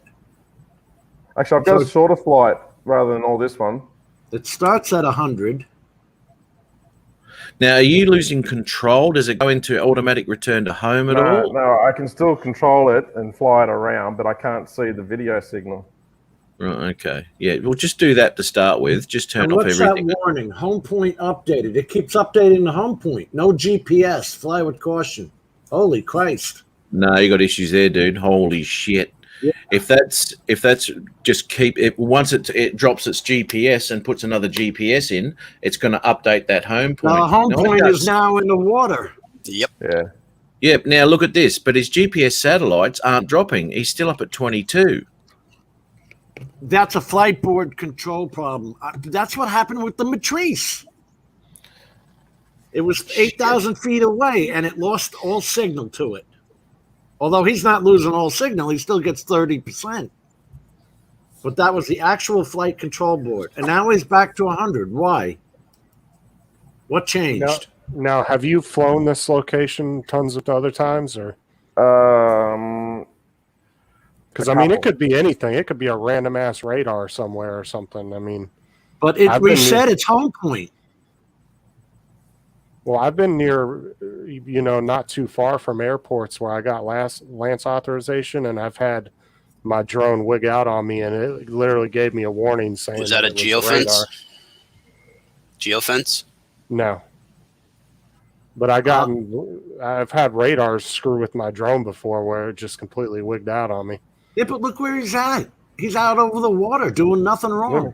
I'm not saying that's what it is. It could be a million different things. Yeah. Yeah, I think it's more than just having his data on his phone. But give it this one. Let me change to the other one. Look at Brent here. Brent says, "Damn, Wi-Fi keeps dropping out on my iPad. About to retire it." Let me. I'll stop this one and let me share. I'll show you the other one. Please. How many times has this happened, mate? A couple of times, and then it behaves itself. Did it happen in the same location or a different location? Here's a different location here. Does that come? Look, okay, so it's definitely not location issue. Then. It's setting the return to home point like it should. And now what happens? With this one, I'll hit play again. Yeah, this wasn't a very long flight. But it's changing the modes. Look at it changing the modes. Home point changed. Maybe you try factory resetting your drone. Mode change to sport. Mode change to tripod. Now, there's some weird setting that you jacked up. Hang on. That changed the sport and that changed the tripod was me because I've been told that even though you've got the Air 2S in cinematic mode, I've still got to flip it to sport and back to cinematic for it to actually fly in cinematic. If I just take off in cinematic, it basically goes bat out of hell 50k an hour. Right. Okay. Let me ask you something. Are you using a controller or are you using your phone to control it? I'm using the actual controller with the phone plugged into it. Yeah. You have to use the phone or the controller. You can't use your phone. Okay. Well, I'm not used to seeing that in the screen. That's all. On the right-hand side, it's a different thing, I guess. The notifications? No, right-hand bottom side. Where it just shows the stick movements. That's okay. Yeah. This is on Airdata, which is you can get a free account. Yeah, I'm not used to looking at any of that. So That's That's the really reason cool, why I though. asked. What scares me is when it changes the home point on it. Yeah, that's not a good thing. I don't know if you remember, but Downlink Mike had data the same- connection lost. Now, is he using any third-party apps? No, I'm using the Fly app. Okay, I'm just trying to think of anything Oh. that maybe. 0. No control. Whoa. Now it's still flying. That's me still flying it, but my signal, but like I said, the screen was just, and I'm Blank. only, 40 feet away, really. No. Yeah, that's not a good thing. That is crazy. That's the kind of shit that was happening to me, and it wound up being the flight control board for no reason. Well, there is a comment here. Where are we? I lost connection in areas I've flown before. I think it's something with the updates. That's right, updates to the app, as many others have said the same. I Now, think that's what it is. Yeah, you've updated yours, have you, mate? Yeah, everything's updated. Yeah, there you go. You know, one thing that we lost on the last couple updates too that I really hate is you used to be able to toggle on to charge your phone through the controller if your phone was getting low, and now that's gone out of the menu. They took it out for some reason. What did they take out? Where you could charge your phone with the controller while it's plugged in. Yeah. That's what I thought was stupid. I was like, you know how many times that saved my ass when my phone got really low because I forgot to charge it when I was heading somewhere. But that changing the home point is friggin' dangerous, because if you didn't see that flash on your screen and you hit return to home, it's going to land in the friggin' water wherever it decided to change the home point. Now, if it's not flashing on his screen, do you think Airdata's app might be wrong? No, Airdata gets its information directly from the flight logs. Okay. I'm just DJI's asking. flight. 'Cause Yeah. If he's not seeing that on his screen, that's kind of weird that Airdata is seeing it and he's not. Hey guys, I'm gonna drop out, man. I'm getting tired real fast here, so. You're bored, All right, aren't Rodney. you? I would be Good to too, see mate. you, man. No, Good to see you. no, I'm not bored. I worked an 11-hour day today, so I'm just tired. I'm not like you Australians where you work 6 hours and take a 3-hour lunch. Hey, No, hey, it works the rest of the day's lunch. can you go back to the other firmware? Will it let you downgrade one firmware? No. It won't. Good night, everybody. Night, See you, Rodney. Rodney. Thanks, buddy. Take care, Yeah, man. Rodney. No, But, DJI blocked that where you can't do that anymore. Oh, Once man. you update, you're stuck at that firmware. You can't downgrade anymore. I think I had the problem Oh. on the first firmware that came out of the bat as well. See, that's why all those hacks that who was it that was doing all the hacks on the DJI drones with that software? Was it Accelerated Heights, I think, was doing it? You can't do it, a lot of those anymore, because you can't downgrade the firmware anymore. Because DJI has now blocked that. So once you do an update, you're stuck at that update. Yeah, right. And that was because people were downgrading so they could unlock certain features and hack the drones to do certain things. That's exactly right, mate. Have you, Brad? Have you Googled anything? That's my first point of call when something like that goes. Is especially after you've done an update, I would Google something, because there'd be discussions all over the place about this. If it was a inherent issue with these updates, you'll find the answer somewhere. I've tried that, but sometimes just finding the right search terms, you get all this weird and wacky stuff that's just totally irrelevant. Is it on the DJI forum at all?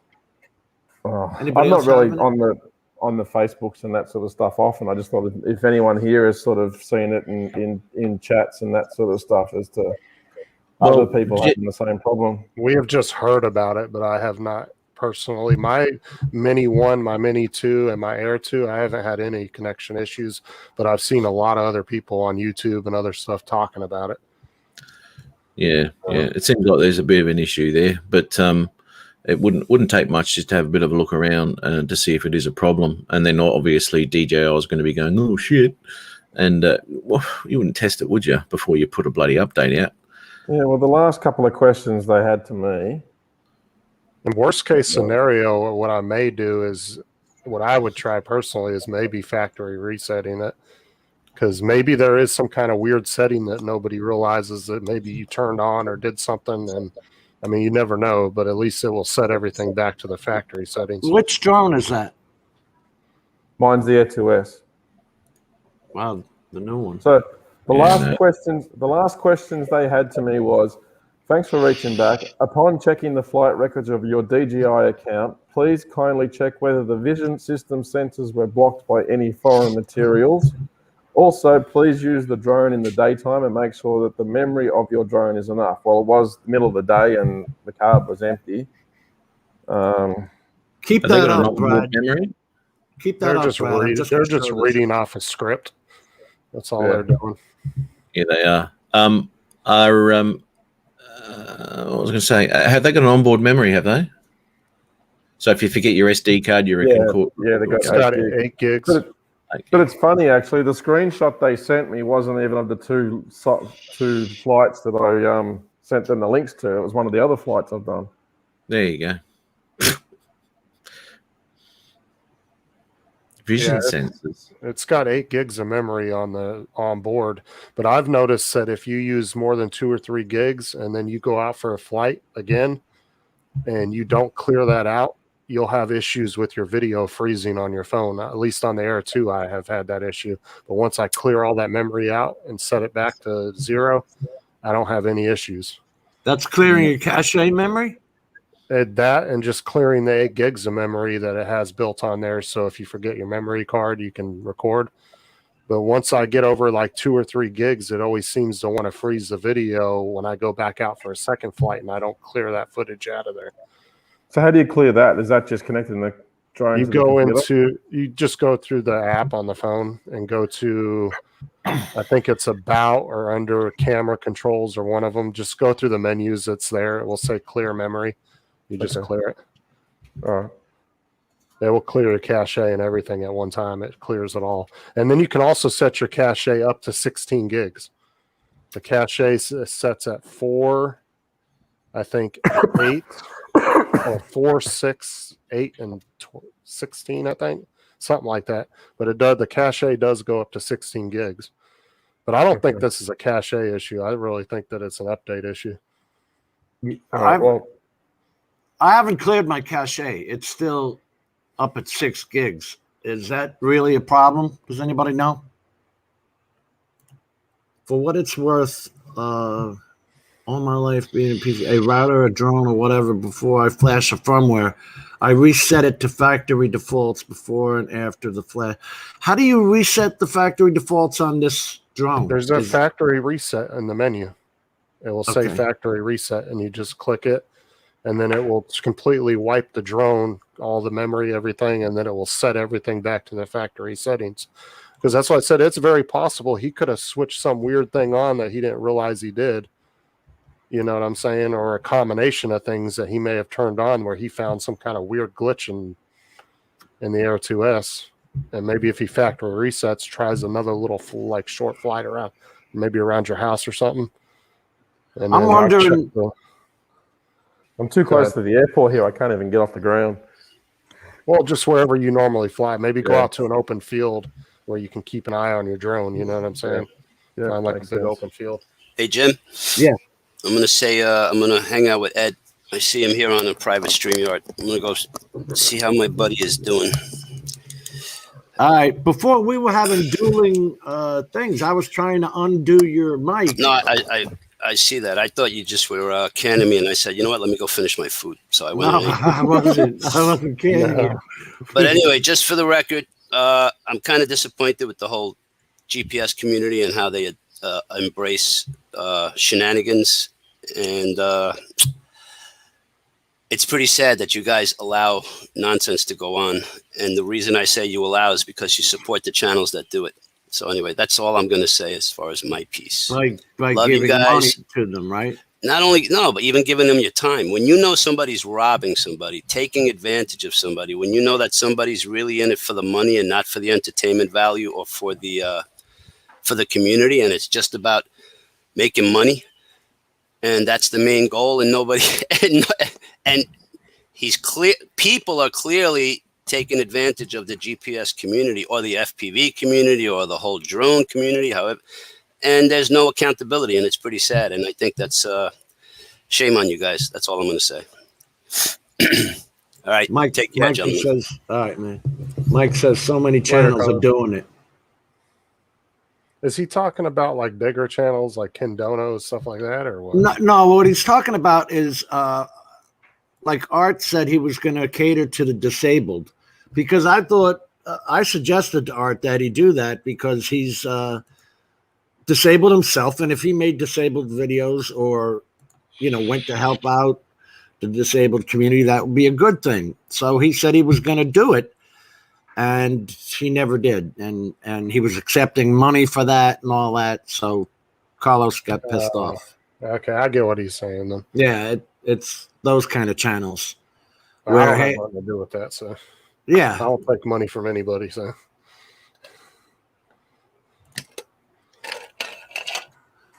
I'll give money. I'll give my drones. I'll give my pads that I'm not using, because you know what? No one around here is going to use them. My granddaughter, not interested in any of this crap. So I'd rather just give it away. I've got tablets. Matter of fact, I've still got a damn tablet sitting here.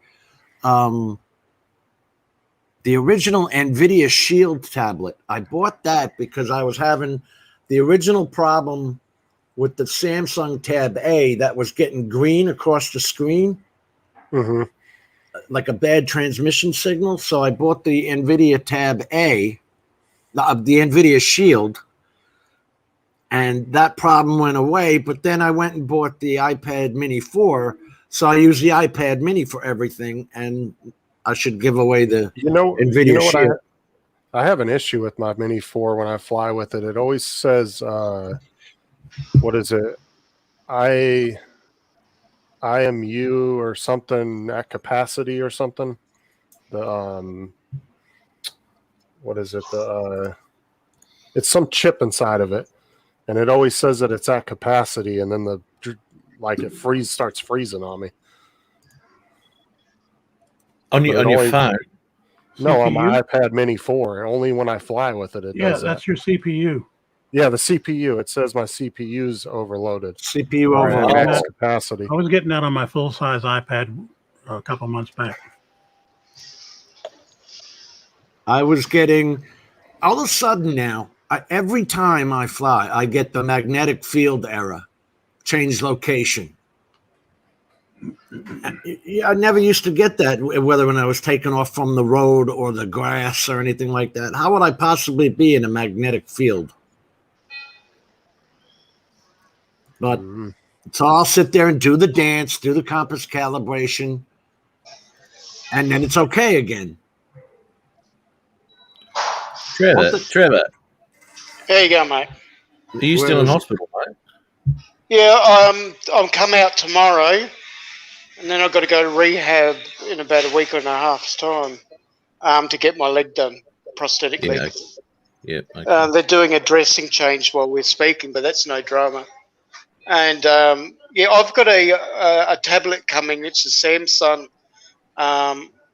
It's 11-inch. What is it?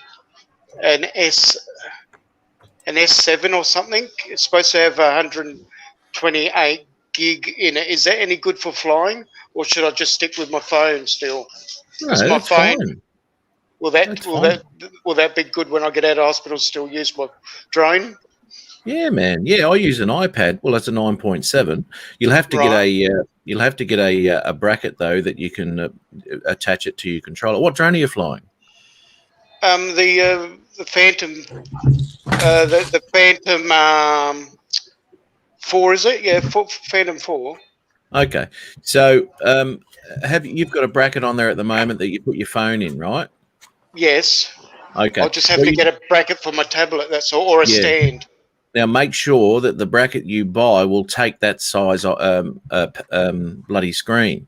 What is it? 11 inch? 11-inch. So I've got an 11-inch bracket for it. Yeah. Okay. Cool. Well, you're laughing then, mate. No, that'll be fine, mate. Yeah, that's the ones Yeah, I for was just the about to say Mavics. that. Very Yeah, cheap. so I'll be happy. I'll be happy. Yeah, mine was only about bugger all in price, less than $100. Yeah, no. Would you know what the nits are on the screen of that pad you're using, the tablet? Pardon? Do you know? No, Do you know the nits? I'll be getting it tomorrow because he'll be bringing it to me. No, Friday, and so hopefully he'll be able to bring it into me Friday. But I won't be obviously flying until I get out of hospital. But Yeah, at that's least all I right. can do my research and get onto it again and learn again because I'll have to learn all over again. Or like I've got a fair idea with as much as any Joe does with the rules and the regulations, but the actual drone calibrations and all that, I'll have to learn how to do that again. Yeah, that's all right, mate. That's all right. You'll be fine with that. It's like riding a horse. Yeah, that will be for me. Just be careful though with the size of the screen and all that, and be very aware of how hot the unit's getting while you're flying. And I would suggest that that's why I asked about the nits, how bright it was. And everyone knows, we've talked about it a million times, as I stand under a tree when I fly with the iPad because it will overheat and you'll lose vision and you won't know what the hell's going on. And the only thing that'll save you if you can't see your drone for some reason is that return to home button, and hope the hell you've set it to the right height so it doesn't fly into a tree coming back. But yes, that's right. just be careful. Just be careful of the heat of it, mate. That's all I can say to you. But you'll be right with that. It's a beautiful size screen, mate, to be doing that. That's fantastic. Yeah, that's what I was trying to envisage because I thought I'm also set up now that I do have a little bit of money spare to be able to spoil myself and getting the proper gear. Like before, like I used to just upgrade and upgrade and upgrade, and now I'm at the chance, the situation I can at least get the better stuff because I'm getting a Hero 9 GoPro as well for vlogging and stuff like that as well. So I'm upgrading on everything. Yeah. Tell me something though, because this is why I actually went to Apple in the first place. Was because I was tossing up whether to get an iPad or another tablet, right? And the only thing that stopped me was the fact that there was no option there to stop the charging of the device from the controller, which I didn't want. And the only device you can do that with is with iPad, as far as I'm aware. So you can turn that off. So there's no power distribution between the two of them, right? Because you don't want to be taking power out of your controller to run this screen. Has that issue been fixed? Does anybody know that? Because that was a point that I really didn't want. I really didn't want that. So that's obviously, as I said, I went to iPad where you can turn that feature off. So they're running independently of each other. I'm just wondering if they've updated that at all. I'm not too sure. See, the reason why I went to Samsung is because I like Samsung. I don't really like Apple products. And it stuffed me around a little bit when it come to droning because you had to get a fairly advanced model of Samsung compared to the Apple at that stage a few years ago. And now it's a little bit better. Samsung's come up to, luckily, the task. What were you going to say there, buddy? Who? What? The host. The host.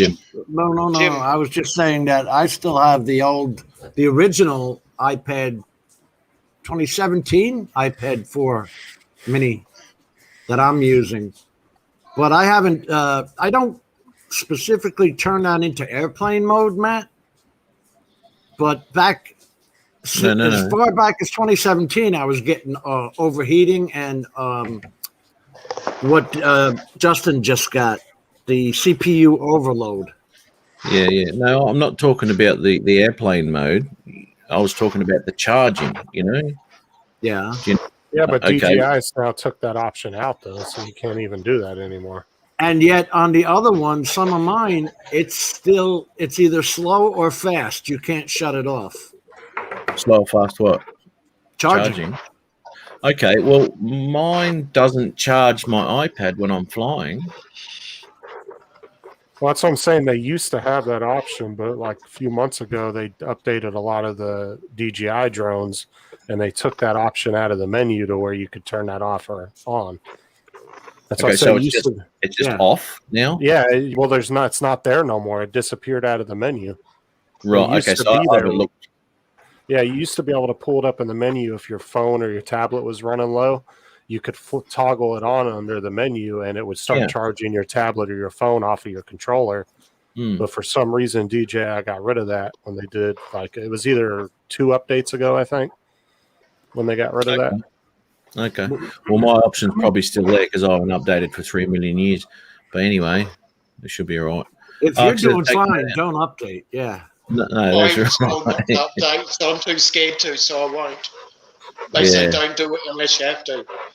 That's right. If everything's moving, I mean, if they're going forward with updates that really make great improvements to the app or the drone performance or whatever like that, it's worth doing.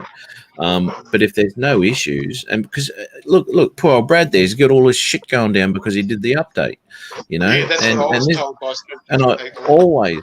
I always wait to see what's going on because every time an update, well, not every time, but a majority of the time an update comes out, you'll have all these people going, blah, it's all shit, things are flying away and doing all sorts of crap. So, I'd rather go out flying and get this shit sorted in the background. And then if I was to do it, then I would update later once they'd fixed the shit. My God. I agree with you, Mike B. That is correct.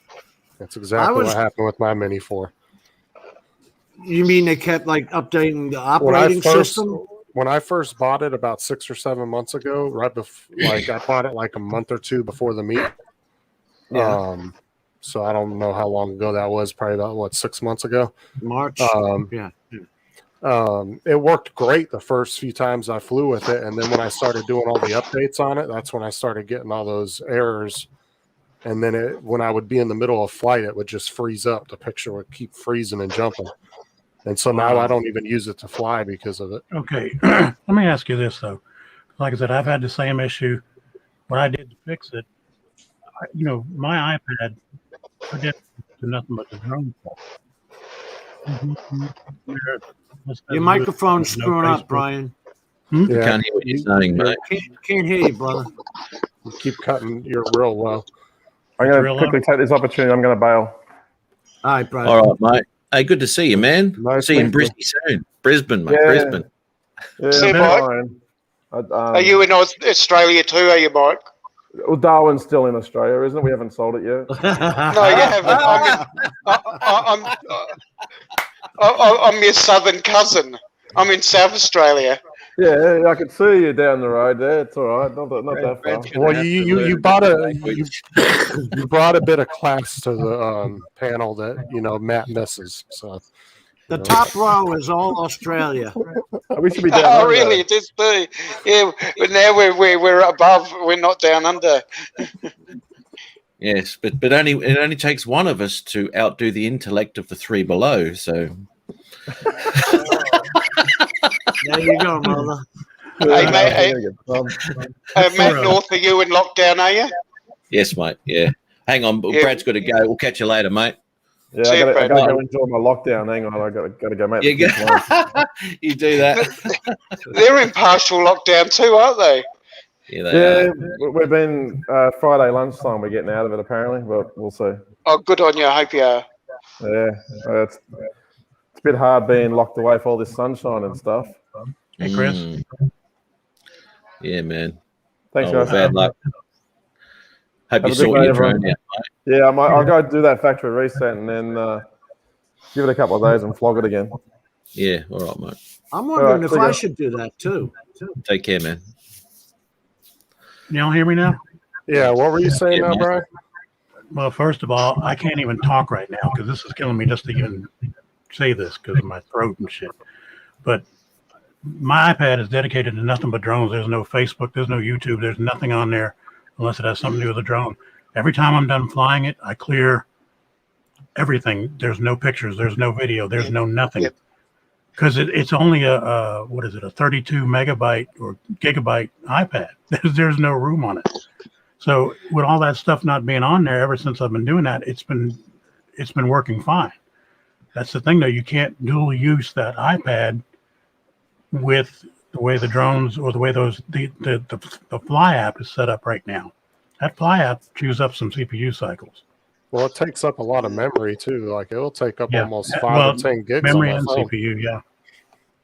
That's what I did with my 9-inch that I had previous to the one that got broken to the 11-inch I'm getting.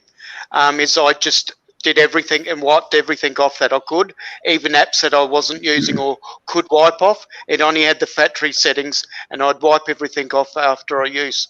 I did the same because I knew it didn't have the capability to keep up, and I had to do that. And that was the Samsung A. Yeah, the Tab A. A Tab A, and that's why I had to do it that way. I had that one for quite a while. It served me well, but after a while, that Tab A crapped out too. It definitely could not handle the Fly app, so I stopped using it altogether. I was having problems with it. The Tab A now, a long time ago. That's why I switched to the iPad Mini 4. I was able to fly my Spark and my Mavic 2 Zoom with it for quite a good while. Well, you can go on DJI's website too, and it'll tell you which tablets they support.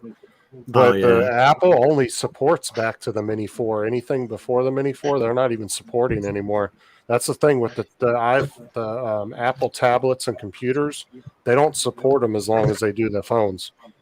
Like their phones, they'll support for quite a while, but their tablets and stuff, they give up on them after about 2-3 years. That's why I'm surprised.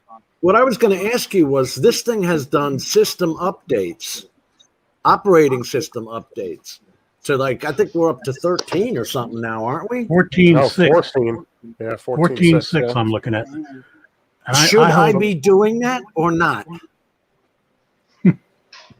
Anybody know? Well, It's I gonna would be- say Don't know. Here's the thing, though. If you don't, it will eventually become unstable. And the all the thing way is around. and the apps in the App Store will update with the newer updates, and eventually it'll get to the point to where the apps won't work unless you update. Right. So you're kind of forced to. Okay. That's How why can I say- eventually, that's why you could have a phone and have Netflix on there, and it all of a sudden be like 6 years old, and then they stop supporting it, and then all of a sudden Netflix won't even work on it, even though it doesn't really need an update. You know what I'm saying? Yeah. But eventually all the apps will quit working on it because they're not supported at that level in the App Store anymore as well. That's just so they make you buy a new one to upgrade. I'm sure of it. I go on there and there's 24. I mean, I've seen, especially on Samsung or something, where there's 40 apps that I have to update. And I don't update anything from Samsung on the damn phone. I only update the apps that I put on the phone. You know what I'm saying? I don't use any of this Samsung crap. They got something called Bixby and all that. I don't use that nonsense. Yeah. No. So I'm not going to update it. Well, and the problem too is some of these companies fill their phones up with so many apps that they have deals with, like marketing deals with. And a lot of them you can't even remove from your phone. They're permanently stuck in there. Well, some of them you can, but most of them you can't.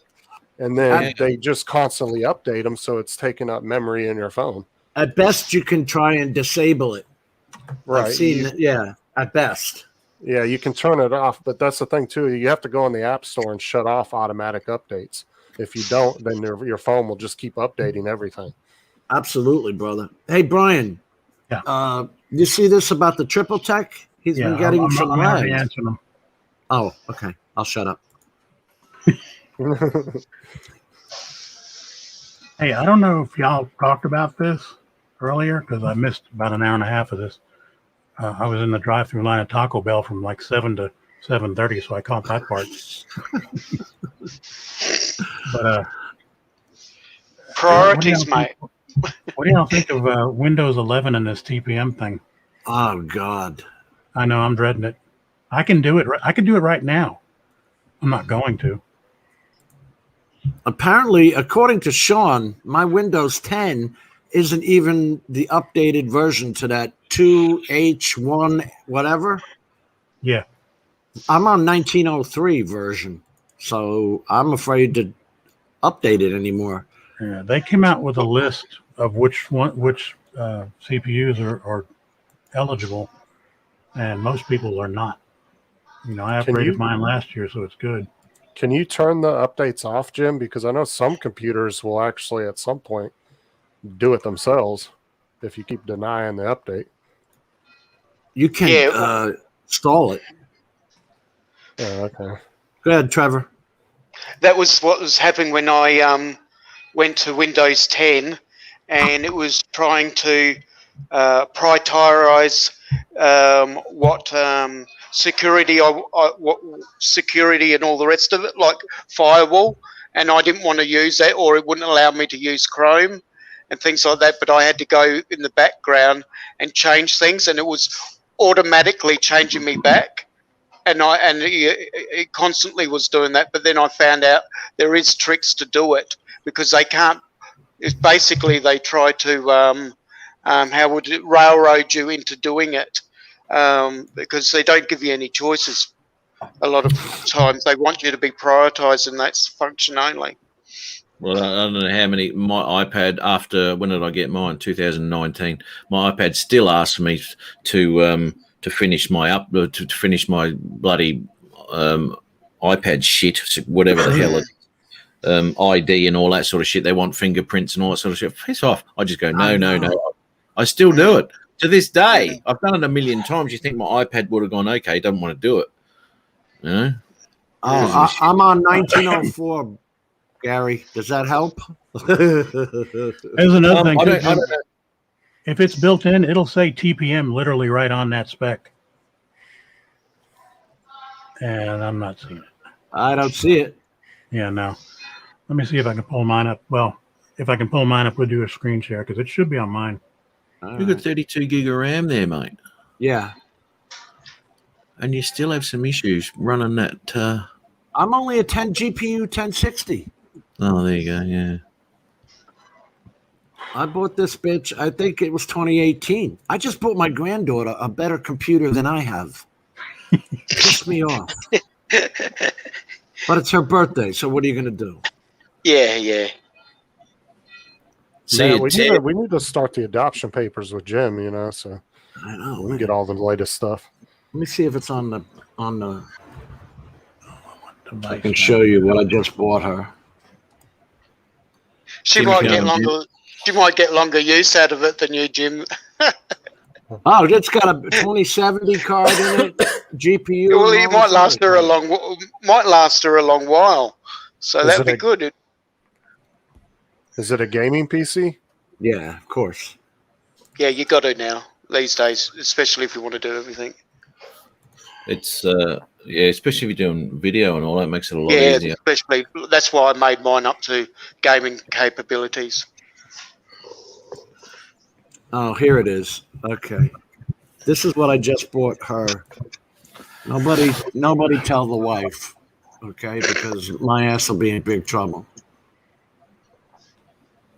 This was $2,000. All right. It's a So that's 4K like- screen, bro. So that's like 4,000 in our language. OLED. Oh my god. Nice, that's nice. Oh, she deserves it. She deserves it, Jim. No, she's I- actually very I good. deserve it. That's good. I would actually put your computer in the packaging, to be honest. Give her mine, yeah. What are you using, Jim? Is yours a desktop or a laptop? Mine's a laptop, bro. It's a 2018 laptop. You need to get yourself like a really nice gaming desktop. I don't like hers. Like I just got her. No, a Kinda like gaming that one, yeah, that would work. desktop. This is a game. I know, a desktop. I know. You know what the $5,000 price of those is? Well, you just spent $5,000. $2,000. Well, that's for her because she's very skilled. I'm going to be teaching her Davinci, and I just found out because I homeschool her that I have to be certified in order for it to count on her actual classes.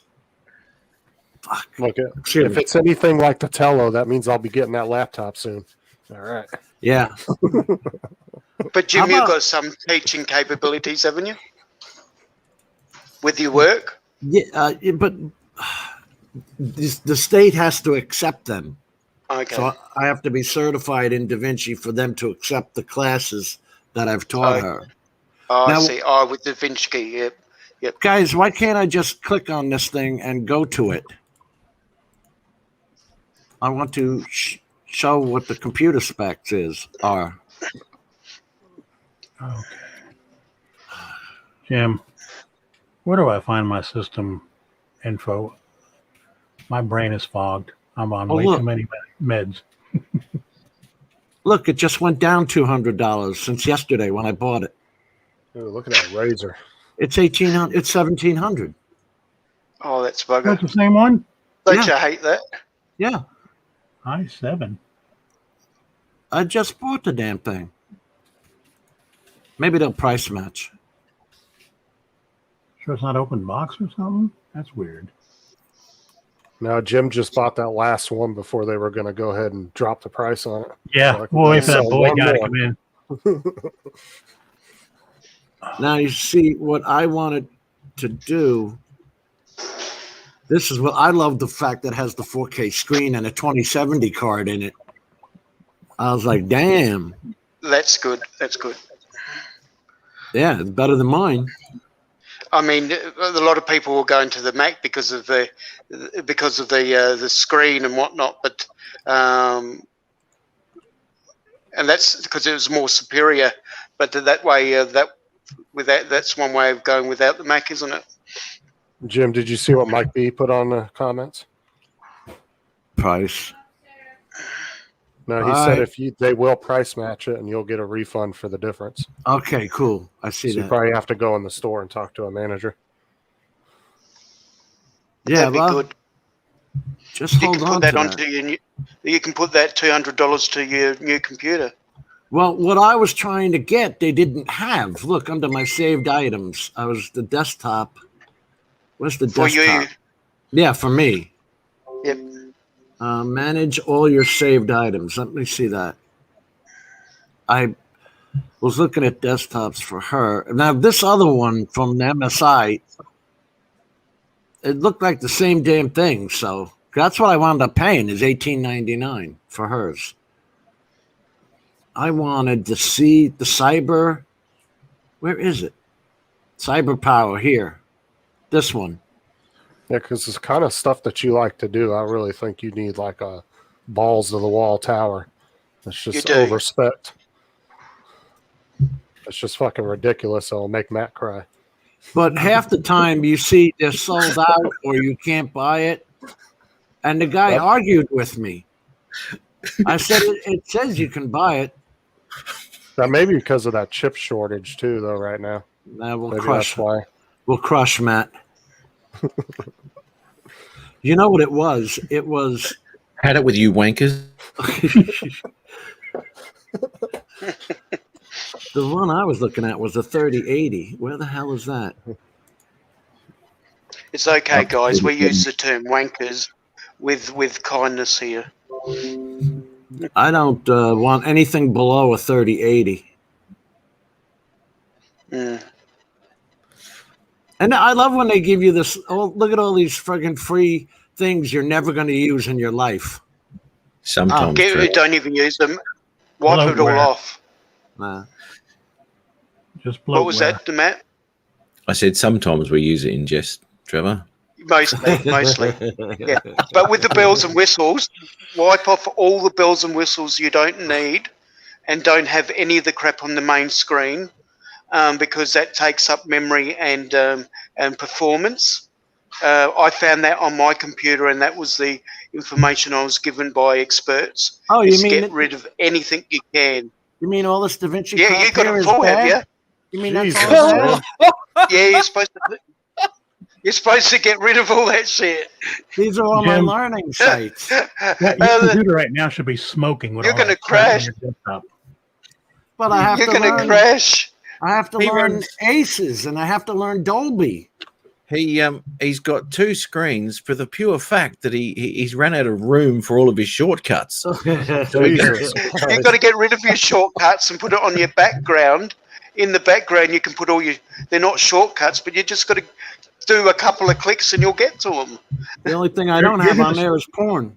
Jim, you're going to spend 15 minutes looking for the shortcut you're looking for when you could go down to info and just type it and it'll be right there. Oh my God.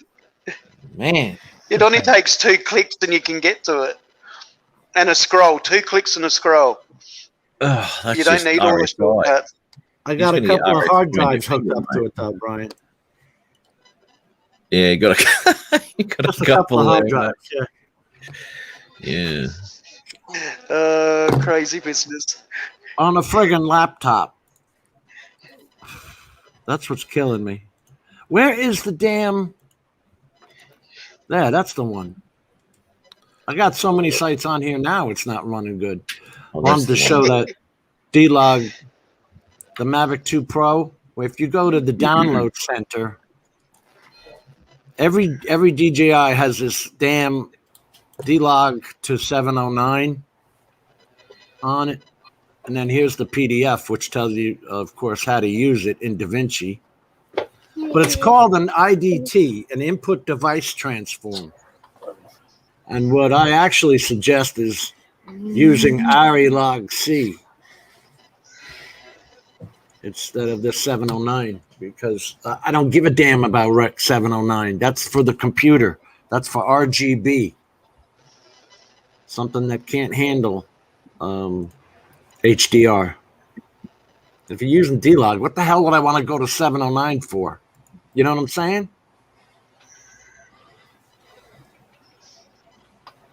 That I thought it was cyber power or something that I was looking at. Oh, this is going to annoy me now. How do I get back to the items I saved? Oh, right there, dummy. Saved items.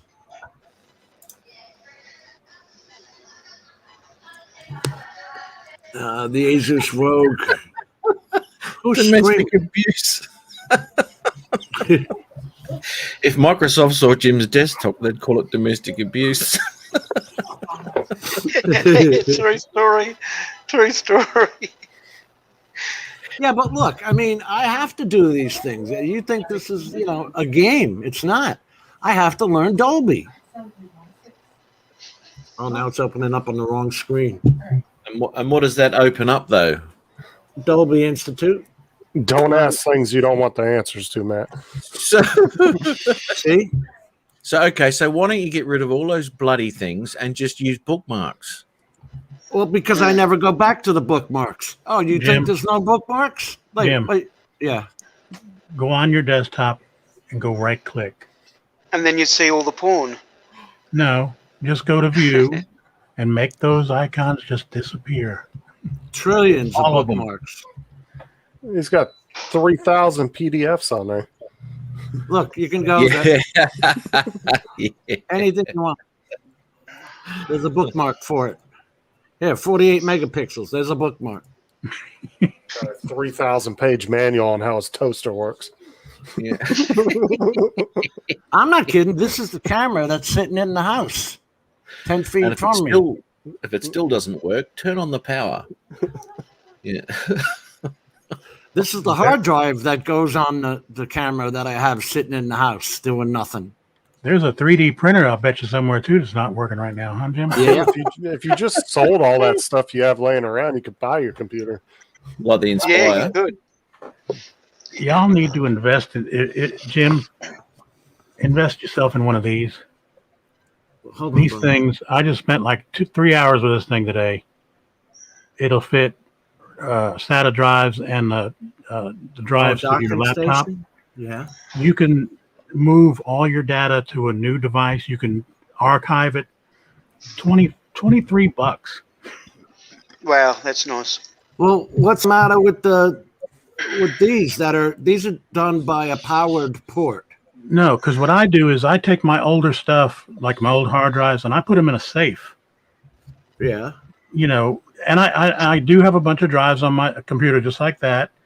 But after a while, I need bigger drives. The one that I was working with today, it was like a 2 terabyte drive. I've got like 4 6s and 8s on mine now. Yeah, these two bottom ones are 6s. This is a 1 terabyte SSD card, which I work off of. When I'm doing my DaVinci projects, I work No, off of this. I'm just saying though, you know, to clear up space for shit you don't use, pick a hard drive, an old hard drive, and just get you, like I said, $22 on Amazon, man. You can't beat it. Talking about shit you don't use, go to your DaVinci cache clips and empty that thing. This I've thing already was up been to- through mine. I emptied every time now. I see how fast that shit builds up. And I This only was done up to I only 10 did, like, terabytes. videos. Oh shit! Hey yeah. Jim, Yeah. I don't know if I've emptied that lately. Where is that? Oh, it's been a while. Where is that? It's under your cache clips. Oh, Wherever man. you keep them. I keep them on drive F. Under DaVinci projects, I keep my cache clips. And Oh, and that was another thing. It picked mine. It didn't give me a choice. no, I changed it. I changed it all. Yeah, but I'm just saying, I changed mine too, but it picked the drive that had the most amount of space. And I'm wondering, where's my space going? Yeah, let me see. Let me close a few things so I can open DaVinci without this computer just falling apart. do you want to know how big mine is? 203 gig. That's what I'm talking about, brother. This is Okay. 7.2.1. So It's- if I delete those, It's not what hurting don't- you. It's not hurting you. Yeah, those are all the every time you do like a transition, yeah, that it does a proxy to that file right Yeah. there, and it just, I don't know what the hell they're good for. But once you've got a finished video, you don't need that stuff anymore. Get rid of it. Watch, Matt's going to delete it and his whole DaVinci program's going to go. No, it doesn't do anything. You wankers! I deleted all my shit. It does. You got to get rid of it. I'm telling you, it just piles Yeah. up. You assholes. Here's something else, Matt. Do you know that these Evo clips are not even 10-bit? This Evo is supposed to be D-Log main 10, right? Yeah. But it keeps coming up on DaVinci as 8-bit. 265. Yeah.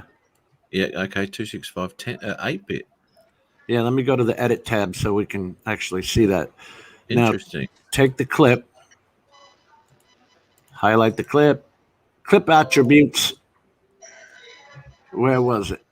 This is the video 30. No, that's not it. Let's see what Bob Casey wrote. I want to see the actual clip.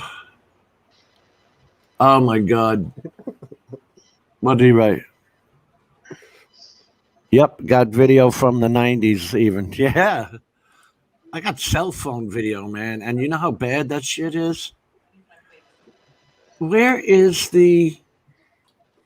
It's not the clip attributes. Because that's not showing it. Damn it. This is just going to be the project. Man, it's ticking me off. Oh, but you know what we did want to show? Was Brian, what you were talking about is if you go up into this inspector, you can sit there and zoom in on any video you want. Okay, now that we're on that subject, what the hell is masking? Masking is, see this spot right here? This glowing, you can't see my, watch. The ring around this Google building, it's got that light shining off it. Yeah. I don't like that. So let me go over to, I'm in edit. All right, I want to go to effects. Creating lens flare. No, I don't want to go to mixer. I don't give a damn about the mixer. Effects. I'll shut that off. Where the hell's the effects? Go into color, mate. All right, thanks. Let's try that. There you go. Open effects. Just go to patch repair. Where is it? Oh, this one I had the Dehaze. Look at this original. This is the original. Is that video you took, Jim? No. This is Oh, from the that's Evo 2. Okay, you haven't. That's the original video. Go to the first node. Yeah, I haven't turned it on. I've already color changed it. And then I put Dehaze on it here. Go to your first node, mate. I just want to have a look at the settings on that. It's just the Dehaze. No. The first node to the right, which is your media out. Yeah. What do you want to see? Just click on it. I'm clicking on it. No, the first one to the right. This node, the one I was just on. This one? No. The one on the right, the very right. That's actually your first node. The one on the right. There you go. The one on the right. And I still haven't gotten that part figured out yet. This is the There you last go. node. Well, okay. Number 4 is the last node. Yeah, but it's the first one that pops up when you open it up. But anyway. No, it's not. So that's not your media out. Media out's here at the end. Yeah, See? the first one. Last one. Why do you call it the first one? Because What it's are the you- first one that pops up. No, it isn't. Okay, we're not going to get into this anyway. It's So like if you- standard and metric. He's on the metric system. So where did you get? Where did you get to? Go to the last node. Don't worry about your dehaze. No, I'm not worried about the Dehaze. I want to go into see what the hell. Oh, why am I not finding it? Fuck, this is pissing me off. But anyway, Brian, what were you talking about? Okay, remember when I texted you, I was asking you, how do you zoom in? Yeah. Well, the way you zoom in is I'm pointing it up right here on my screen, so I'm sure you can't see it. But right below the monitor, Yeah. on the left side, you got like a box with an arrow pointing down. Click on that and you'll see what I'm talking about. Do you not see it on screen zooming in and out? Yeah, I see that. But how are you doing that? See, I'm okay, when I using the zoom, zoom in the inspector. okay, no. When I use right now, you're in the inspector, in the video, and the zoom. Whenever I did that, whenever I zoomed in, it would zoom in on the object, but I would get a border. It would shrink the picture, and I would get a border all the way around. No, it shouldn't be. I don't know what you were using, because if you just hit the simple thing called zoom right there in the inspector, the first one, you can zoom into the picture or zoom out of the picture. No. Okay, this is like an animated zoom. I was following the drone. In other words, it's part of the video. So you're going to have to keyframe it if you're going to sit there and turn it like this and this. No. Okay. Once again, bring your mouse. I keep looking at my mouse, thinking it's your mouse. Yeah. Is that your? No, that's not yours. Can I see your mouse on that thing or no? I don't See, know you're why, just but zooming. you can't. This is my middle mouse button, and this is what you're talking about. You're getting this stuff, right? No. Get out of the inspector altogether. All right. All right. Right. Now on the monitor below, let me see. There's the dot thing with the left and the right. To the left of that is that box. See it? The resize box? Yeah. Well, click on that thing. Click on the drop down button on that thing. Right above that, Jim. Transform, crop, dynamic zoom. Now, see, mine said zoom. Why is yours not saying? Yours would have said like transform, crop, dynamic zoom. Yeah, there you go. Overlay, fusion overlay. Yeah, Why? annotate. Because it's not the studio version? Why, Matt? I have no idea. Did you push down the drop down window?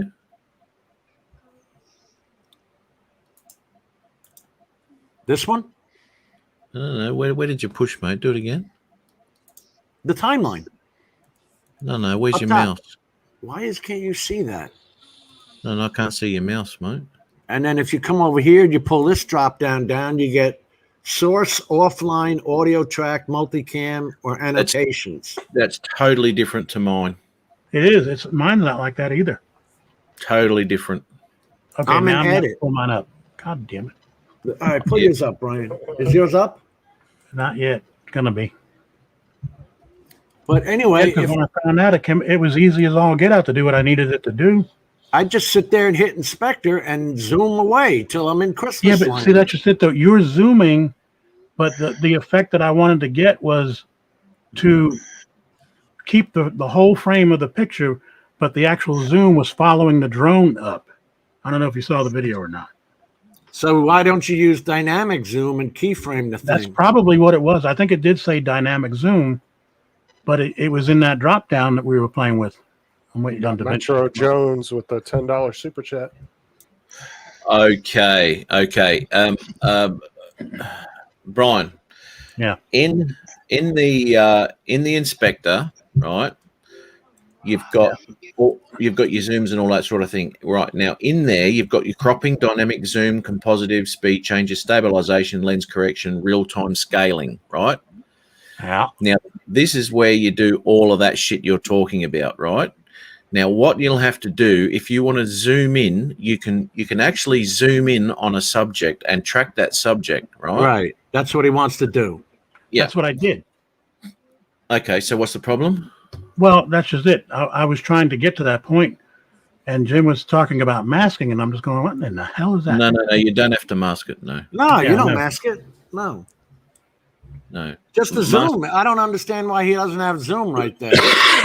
And then you can keyframe the zoom. See, I can keyframe it all day long. Yeah, that's right. So you keyframe, zoom out, keyframe, and if it's a steady image, then you can. If this image is moving, you'll have to put a few more keyframes in. Right. But if it's a steady image coming back or something like that, you can keyframe that. Hey, to Jim, the share my screen so I can Okay. show you what I'm talking about. Let me mute this thing because I don't know. There you go. There you go. That's you. Where's mute? Now hit your inspector up top right. Now, okay, yeah, what I'm talking about is this right here. Yeah. What I did to get the effect where it says dynamic zoom. Dynamic zoom gave me this. Watch see the drone going up, and I'm following the drone to the corner of the thing. Right. When I did that using the inspector, it was cropping the whole picture, and I was getting all this black border. Because you got to around- move X and Y. You can't just move one. And like I said, you know, I didn't know that at the time, so that's why I was working with that. Hey, hon. Sorry, Hi. brother. Hi. You're not sick anymore? I'm very sick. He's not sick anymore. It's a miracle. I never saw anybody that was so sick before. Tell her I'm the only nice person. I think my camera is about to fail. Good night. See you later. Bye, hon. Bye. Bye. Well, that was very But- nice. But you know what I'm saying, though. You know, when you say, Let me see what's in your I found that inspector. stuff. I found that first. I want to up see here what's on in the your inspector because, why? Now, why is it showing audio? Oh, Go- because I'm highlighted audio. Got it. Okay. So yeah. Yeah, right Now, there. you- The You're zoom. talking about the access. You've got the zoom, and then you've got the position of X and Y. You can Right. sit there and change that to follow the drone. And I work with that and watch. Okay, let me just play with this here, and I'll Right. just- Play with it. And then also you can go down and turn on your dynamic zoom. You see your keyframes, the little dot to the right? keyframes dot to the right. Little dot. Turn on Yeah. that diamond. Just turn it on. That is a keyframe. Oh, you know, I was seeing that. And I'm going, what the hell is that? Now you can move your X and Y and make another keyframe. Go ahead, make another one just for fun. Actually, it's Oh, I following see you. what you're saying. I see what you're saying. Yeah. Okay. Yeah. Move my X and Y and make another one. How do you do No, that? you don't have to. It's still on. It's still turned on. So it is dynamically doing it. Okay, but if you want to follow it, you have to still keyframe your X and Y as well. Yeah. You see that Otherwise- one right below it? The position? Yeah. Yeah. Turn that keyframe on too. Oh, okay. There you go. And now take that and follow your video however you want to do it. And it What should. is this thing here? Oh, That's crap. the center point. You don't do that. Yeah, that's the correct center of your frame. So you've moved your frame from center to the Ah. left. There you go. There you go. Move the blob to follow your drone. Because it should have been down here. It's another thing. Why is it? It's already looking like it's zoomed in. Is that because I changed the The Well, zoom? you're zoomed in 2 times. Move Yeah. that to the left. Move that to the left. No, it's not moving. You're moving position. Maybe mine on the left. Well, what the hell is this? Oh, wait a minute. What is this here now? Go back to your zoom and zoom out. You're 2 times zoomed in right now. Okay. Move it to the left, and it should zoom out. Oh, now you're going to just do 1. Okay. Well, that's okay. That's all right. Now, there's that border, though, I was talking about. See it on the left? Yeah, so make it bigger. Take the outside dot and make it bigger. I didn't know I could do that. The way also, it's so much easier. Look at the top right where it says, top left where it says 18%. You see that by the time? No, move your cursor to the left of the video picture. Now come up a little bit where it says 18%. Click on that. Hit click to fit. Or 100%, whatever. That'll make the screen as big as you want. Now you went in 200%. Let's go back to fit. Now you can take this, if you have a middle mouse button, you can click in the middle of that picture and move the picture around. Do you have a middle mouse button? Yeah, I'm working. Oh, there it is. Okay. Now that thing there is telling you where the center point of the video frame is. That big ball and then the line going up to that little ball. Well, all this is fine, well, and good, because it does make it a little more sense now. But at the same time, like I said, I solved the problem by just coming down here and working with that. Well, that's also on your right in the inspector drop down where it says dynamic zoom. You have it turned on. Double click on the words. Click on the words dynamic zoom in the inspector. It'll give you drop downs every time look you. At that. Yeah. That's giving me just about what I've got. That's the path. Okay. Yeah, I mean, that's the path it took. Yeah. Don't worry about that. If you get out of that, right? See what I'm saying? Well, except it's losing the drone there at the top. Okay, well you can change your angles and all that sort of shit, right? But if you go into dynamic zoom's not actually what you're after. If you use dynamic zoom on the right hand side in your inspector, don't click on that. Okay. Go to your inspector. Go to your inspector. Get out of that. Get rid of the green. Go back into. In the drop down, you can hit off if you want.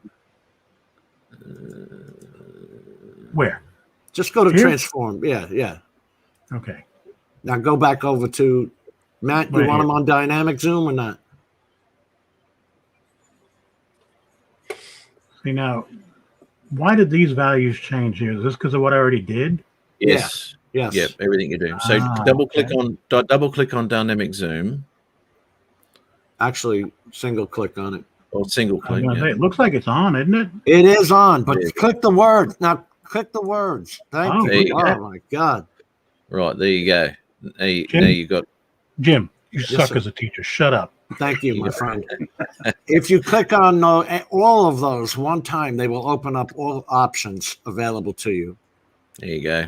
In and out, ease in, all that sort of crap. It's And really that's good. Exactly what I was going for. Yes, but at an angle. But it looks like it has the angle. okay. Well, no, it hasn't. It's not actually what you're looking for. That's an effect you can get, right? I think one of the something or other, some director sort of discovered it. Anyway. And this kind of shit with clicking on the word dynamic zoom, it brings up another menu. No wonder why some people get frustrated with this shit. Yeah, no. What you're after is actually just see the red button. Just click on that and take it off. Hey Jim, when Brian's done, I wanted you guys to look at my video and see what you thought about the coloring. Okay. And by the way, I didn't color grade anything on this because I still don't know how yet because Matt hasn't put out his damn video on it yet. Okay, mate. That Sorry. 4,000-page manual that Jim wrote. Hey, do you know how to put text in and all that sort of shit? Yeah, I did text in this right at the end. Okay. Text is easy. By the way, something I will say that. about this: the transitions in DaVinci are unbelievably better They're good than anything I've been using. They are so smooth. In a couple of spots, it's like Did it? Yeah, it did. They're fantastic. Yeah, I mean, they're I'm sure butter Jim smooth. has a PDF file on his computer for that. No, actually, you all have it. If he goes up to help, it'll open up the manual. Just click on Bob Casey, mate. Just have a look what he wrote. Anyway, my head's starting to hurt. I'm done. No, not that one. Be easy on Brian. Don't forget he's sick. All right. So come on, Jim. By the way, hope you get it, motherfucker. He He didn't cough on his mic some more. Hopefully it'll go through, spread into the room. Go to my channel and pull up the video that says dusting off the Mini 2. It's like 4 or 5 videos down, and then skip to 416. Yeah, go to 416. Well, it's like a 5-minute video, but at the very ending, like when I was messing with the color grading and the app that I use, it like really brightened it up, and a lot of people like on TikTok loved it. They were like, "Oh my god, it looks so cool!" But I just kind of wanted to see what you guys thought about it, if it was too much or. Did you not see that I said thank you to Bill? Look at Peter Carroll. Our Peter Carroll when Peter Carroll's not here is Gary. No, I announced it. You put it on the screen, but I don't think you said anything. Oh, okay. Because you got wrapped up in that dimension. Shake it. That'll work. It's not shit. I'm telling you, it is easy. Once you know what you gotta know, yeah. And that's the thing. They don't make it easy to learn. I'm watching all these videos, and all these training videos want you to know what they want to tell you. They don't tell you how or why or anything like that. That's why I want Matt to do his, because I'm trying to learn Australian too. So what are you interested in next, mate? The color. The color grading, yeah. Okay, now you shot yours in 8-bit though, didn't you? It was already colored. Yeah, because a lot of it was shot in 1080p from the Osmo Pocket. Yeah, okay. So I wasn't going to worry about 265 or the 10-bit stuff. All right. So what I'll actually be doing in the color section is I'm not going to be dealing with any of the things that come a lot of the things that come with it. There's just so much in the color section. It's incredible. And what I'll actually be dealing with is on the bottom, the left-hand side there, if you can see that you got your color wheels, right? Not even going to touch the color wheels. What we're going to be looking at is the contrast, the highs and lows, just to bring your image to where you think it might be right, and just touching a little bit over on the right-hand side when it comes to your waveforms and parade and all that sort of shit, the histogram of what it's actually telling you what the image is. You know, if you've got out of balance colors, your white balances out. If you balance those colors up, all the other colors are going to come in nicely. So just this bottom left-hand corner, basically, we're going to be dealing with, and just looking at the changes in the right-hand side that those changes make. So it'll be the saturation. I mean, your drone footage may be oversaturated, just the highlights and lows, and your contrast, basically, mate, just to make a picture look a little bit better. And that's what I mean. That's what I'm saying, Matt. That's why I like yours, because you do keep it really basic. And, you know, and it's like I've always said, drone video, you don't need a whole lot of oomph to make them much better. They're already good, you know. No, that's you just right. want to get your sky clear if you're a little blown out, a little hazy. You know, you want to get your colors right on the ground. I put a link in the chat, Jim, if it makes it easier finding it. All right. I will show you something. Can I just share my screen, mate? Yeah, you got it up. Put it up. Sure have. Righto. Just show you this. There we are. You're up. Now I just did a quick grade on this image here, right? So I go to my color section. But what I did was I did my bloody qualifier, right? In this node here. So if you look at the sky, your first node on the left, you mean? That's no. That's the second one, mate. The one labeled number 1. As you're looking at it, see, it's backwards in Australia because we're upside down. All I'm right. gonna kill you. So I'm you're gonna kill driving you. on the wrong side of the damn road too, you know. Don't move node number 2.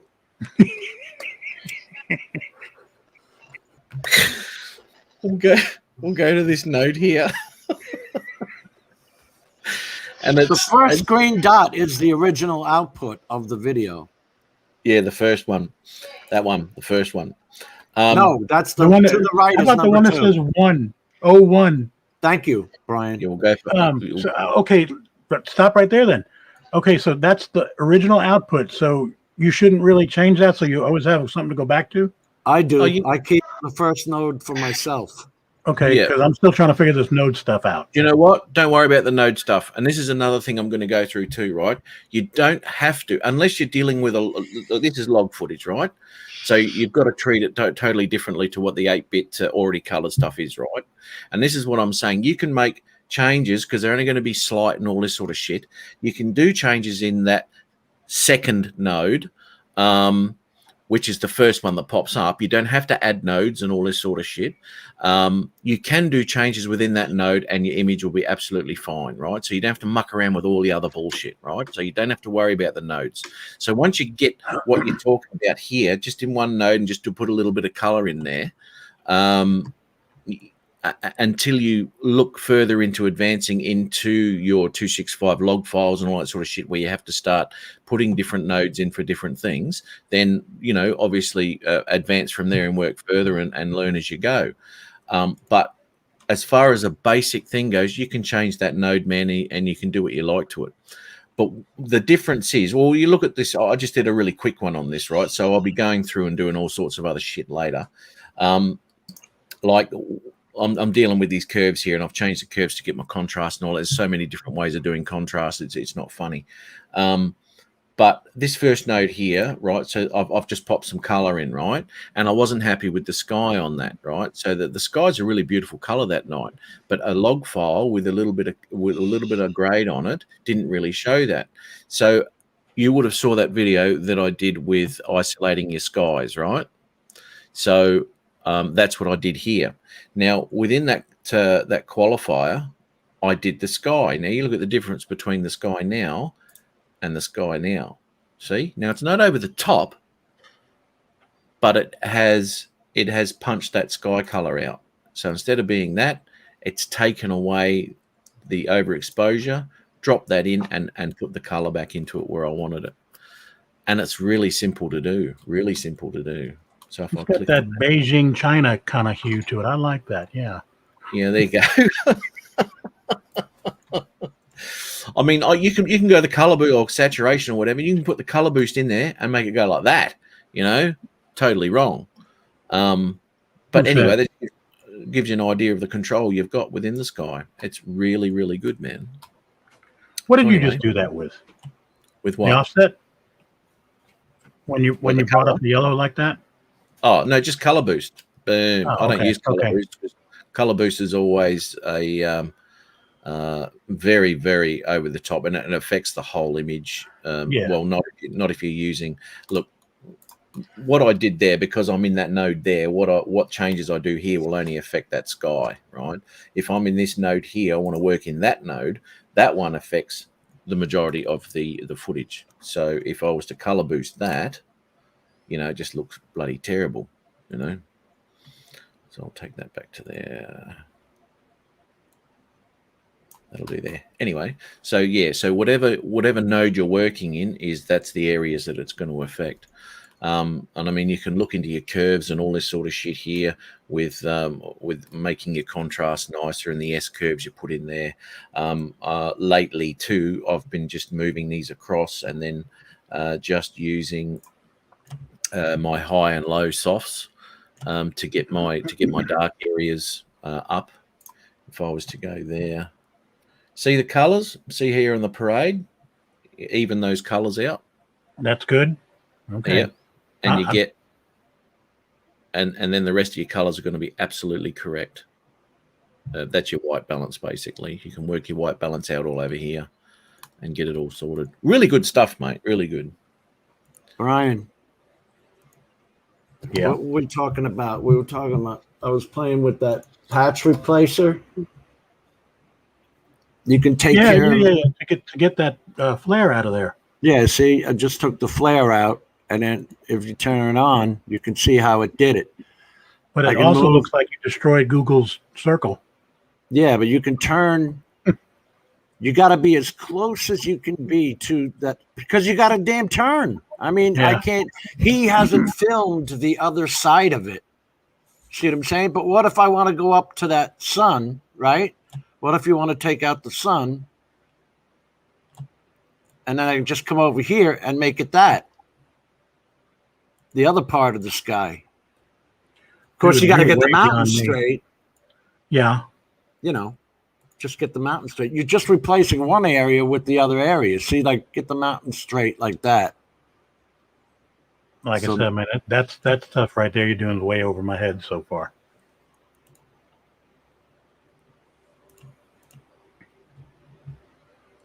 Still too much sun. That looked blown out to me. The whole picture shot. This was done at like noon. When you had it on one of those nodes, the third or fourth one over, it looked pretty good. I reset it because I had the Dehaze on it and all that, and Mr. Matt was not liking the Dehaze. Well, we couldn't figure out which node we were talking about either. What you'll find with the Dehaze, it will take the haze out. There's no worries, but it will saturate your picture, and that's when you can go into down the bottom there where you start dealing with if you go take back the part and tell it which part you want it to dehaze. See the color. Now, yeah. See, now that looks good except for the haze in the background, but actually that could be more true to life because of what was actually going on. It just depends if it's California or wherever. Well, Al told us that this is normal for LA. That's what I'm saying, and that's probably normal. Yeah, that is California, huh? Oh man, I couldn't stand that. That would drive me insane. It would absolutely drive me insane. But you see, that mountaintop is not perfect, so I could work on this forever. You know what I mean? You were mucking around with it there, as Matt would say. Well, you shut it off, and there's that big overblown, which you cannot bring back. I cannot bring back something that's overblown. You can see in the scopes what color it's going to be when you're done. You see in the scopes how clipped it is. It is clipped. It is clipped. Can you try something for me, Jim? Yeah, bro. Get out of that. Okay, so get into your qualifier. Do another node up. Hold on. Shift S will do it, mate. No, I'm not doing that. I'm doing before. I'm doing before, asshole. Jesus Christ. See, this green dot, the original green dot, okay, is the actual photo that you're working from. But I always save one, and then my number 2 would be my white balance, and then number 3 would be color correction. 4 secondaries, blah, blah, blah.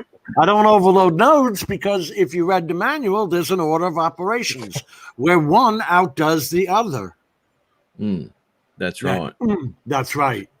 What page is that on, Matt? 1465.3 on section B2. That would be under Davinci Resolve training or the reference manual. Wait, Matt, what edition you got? That's not what I'm saying. Oh, no. You're missing a page. Okay, so go into qualifier. Yeah. Down there with the fucking little little eyedropper. And okay. Now click into the sky. Yeah, but you're only going to get the sky, maybe part of the mountain if you're going to go where I think you're going to go, Matt. That's all right. No, don't do that. Don't do that. Leave that where it is. Now grab the left hand. No, now go up to your top of your screen. Now you've got the little you've got 3 symbols up there. The top of your picture, you got your 3 symbols. Click on the right symbol, which is a little magic wand. Like the thing that's in the picture now? No, where's your mouse? Why can't you see it? Oh, you can't. I can see it. You're in the How come you can't see my mouse? I have no idea. I think that's a setting in StreamYard. That's weird. Could This you see doesn't- my mouse? No, I didn't. Okay. Does anybody But know how anyway. to turn your mouse on? Let me look. But where your image is, not in the waveform, where your image is, Yeah. just to the top left-hand side of that, you've got 3 images, right? Your little rectangles there, and then you've got the magician's bloody thing. Okay, the tracking. What? Talking about, can you see the magic mask? That's where my mouse is right now. What are you telling us? If you click on it, On the magic mask, okay. no. Top right-hand corner of your image. Go back to qualifier. That's I'm it. in the top right hand corner of the image. You can't see it, but I am. Okay, so you've got 3 symbols there, 2 rectangles, and you've got the little wand, right? Yeah. Okay, click on the wand. Okay. You can. I've got the wand clicked. Now what? That's not right. That's not right. Have you clicked on the image? Yeah. On the bright part? I clicked on the top right corner of the image, of the sky. You see the red line came up? Yep. Okay, so I've done that. And click that little wand thing again. That's not right. You want at the all. drop down? What do you want? No. It's all done from the top. What's a left-hand. wand in Australia? Because here, this thing's called a qualifier. I don't know what the wand is. No, qualified. That's the eyedropper. Up the top left-hand corner of your image is. Oh, you mean the highlight button? There you go. That's the highlight button. That's your little wand, right? It's okay. the highlight button. Go down to the luminance Holy after you've pushed the wand. See, Right, if you hit Shift H, that would be turning on the wand. See? Shift H. Yeah, okay, turning on the wand. That's the one. So go down to luminous, or you can just do that another 3 or 4 times. Because you're pissing me off.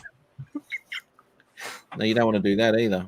Okay, you want to bring it all blown out? Yeah, no. All right, no, don't worry about the right hand one. Go to the left one. What have you done? Potter, what have you done with your wand? He's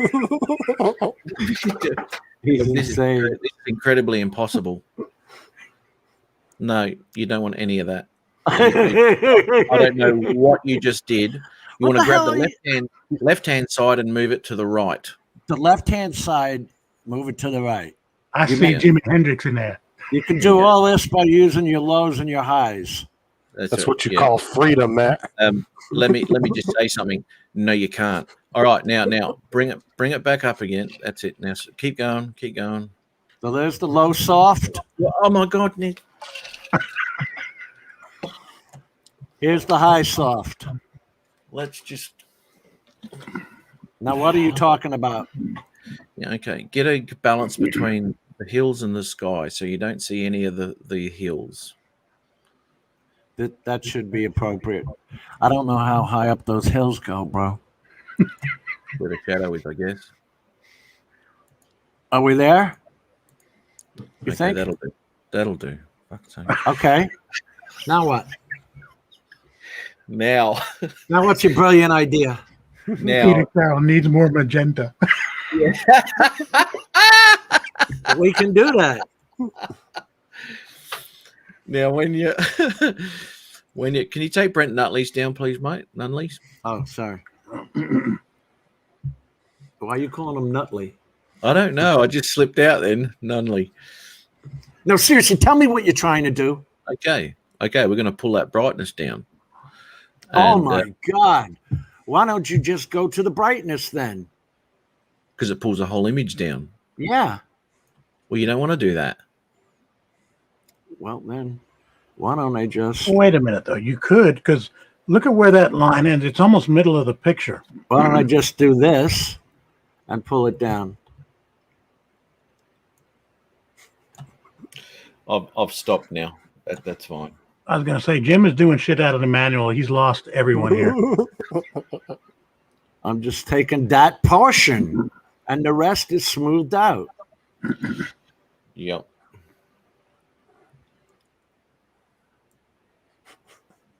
And see how it just affects that portion? That's what I'm talking about. It's overblown, dude. Look at the scopes. Look at the waveform. Is it overblown? Charge. I don't know why I was trying to bring it down then if I didn't know it was overblown. Oh my God. You're thinking luminance itself is going to bring it down.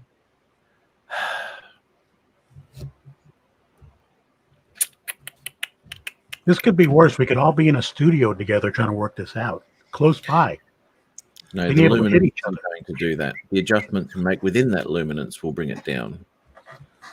But anyway, you've gone off on another tangent. As there is in DaVinci many ways of doing the same thing. Oh, God. I've posted a link in the chat for anybody who wants to watch that video about Matt and Jim.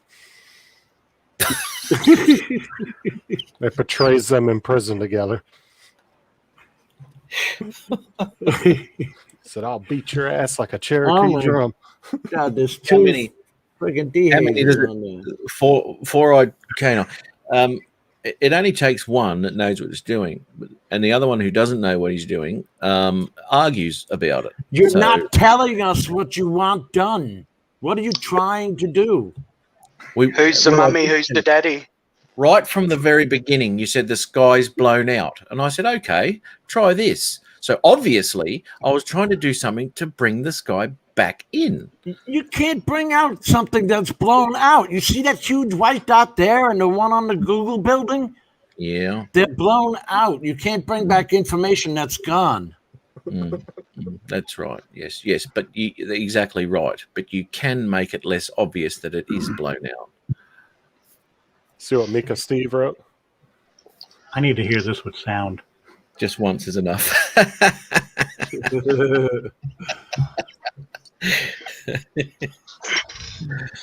Justin, where'd you get that video? Did you make that? I just took a movie clip and then I put some captions in there. No, you're saying take the luminance and move the left side to where, Matt? Well, you can't see what you're doing because you haven't clicked on the wand. The highlight. That's the highlight. Brian, I also did one of them arguing over DaVinci. It fits us perfect. No, the thing about it is, when you say because a picture is blown out, you've lost data. Okay. Yes, so the data is gone. When a picture is underexposed, how come you can bring it back? Because the information happens to be there, right? If you've blown out, there's no detail there whatsoever, right? Nothing there. There should be a way to fix that because the information is there. It's just blotted out. That's why you're shooting D-Log, because you're going for the actual information instead of trying to have the camera color the damn thing.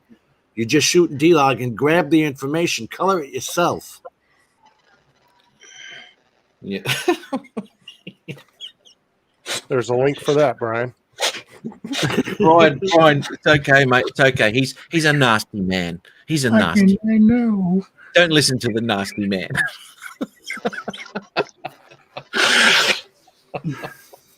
Oh, no, I thought you had gel in your hair all this time. Ah, yeah, straight from the snots. All right, good. Now, Al says let him take you there. So go where, Matt? Do what? Okay, well, you just stuffed it up with all the bullshit you did, so reset the node grade, please. No, I'll change the luminance back if you want. Oh, my God.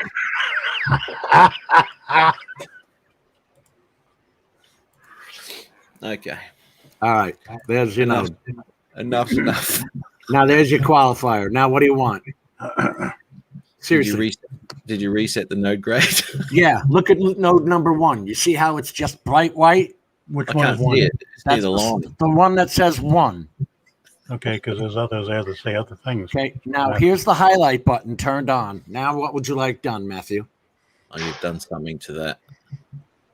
Okay, let's hit that. Reset everything. Right, so let's reset that. That still doesn't look the same.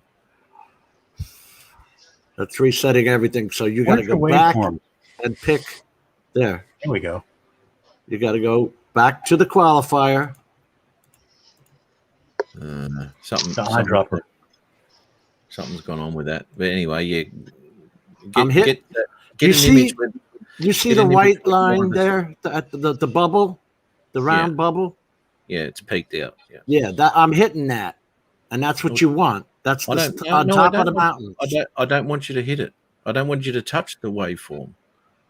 At No, no point. It's showing you on the waveform where my mouse button is. Oh, is it? Right. Where the qualifier is. Wait. Is this a stock picture in DaVinci? No, it's from one of our members. I was going to say, why don't we just switch reverses? Put Matt's thing up there, and he can show you how to do it.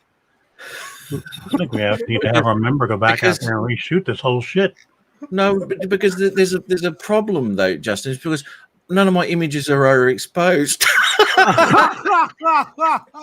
Oh shit, Al.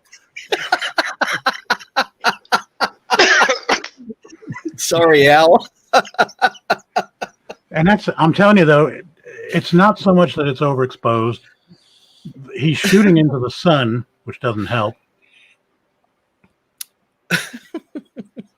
How big is that thing? I mean, that circle. That's huge, mate. That's big. You can change it.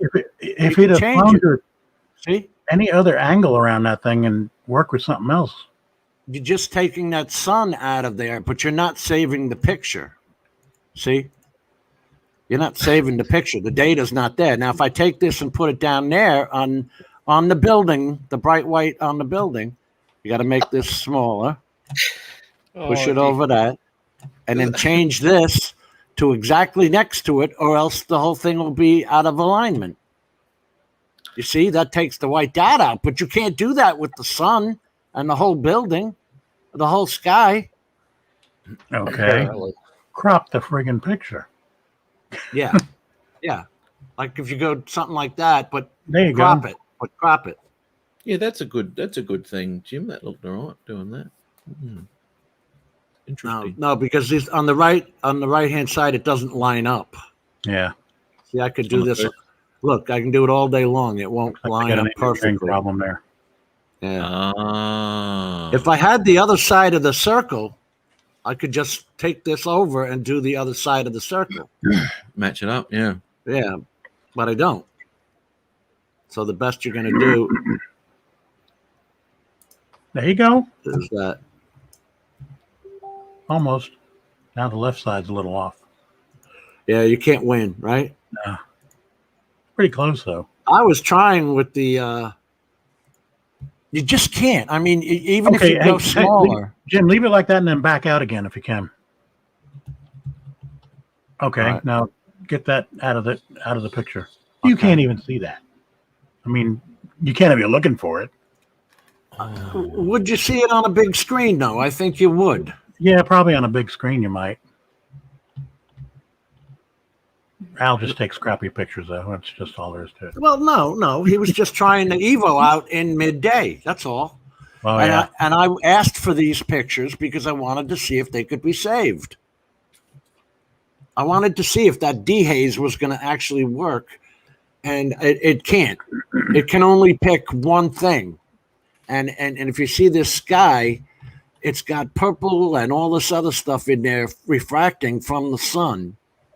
And when you go to patch replace it, Dehaze, it's just not going to work. Let's take everything off this. That's the actual picture right there. Nothing done to it. And you're sitting there, I'm taking the offset and I'm trying to lower it, but you can't. Al's over here. Fit. Let me show you the edit. It's not. It is midday. I understand that. It's not. I'm not picking on you. I wanted to see if DaVinci could do it. Could dehaze it enough, but when you have to pick what you want to dehaze, and let's face it, how many times can you dehaze, right? Jim, you wouldn't send me that picture, would you? No. You want me to? Yeah. Wait, is that a picture or a video? It's a video. It's a video. Shit. It's a short clip. How short? No, don't worry about it, Tom. Wow, look at those lows. Holy shit. I know. I didn't think he had an ND on this one either. No, I don't think he had anything. Yeah. It was. What did he say? It was shot midday? No, he said it was 2 hours before sunset, which that's the sun going right into the camera. Yeah, that's right. It's called grey hour. Well, it looks like it's called white hour, according to this footage. That in my See his last comment. Uh-oh.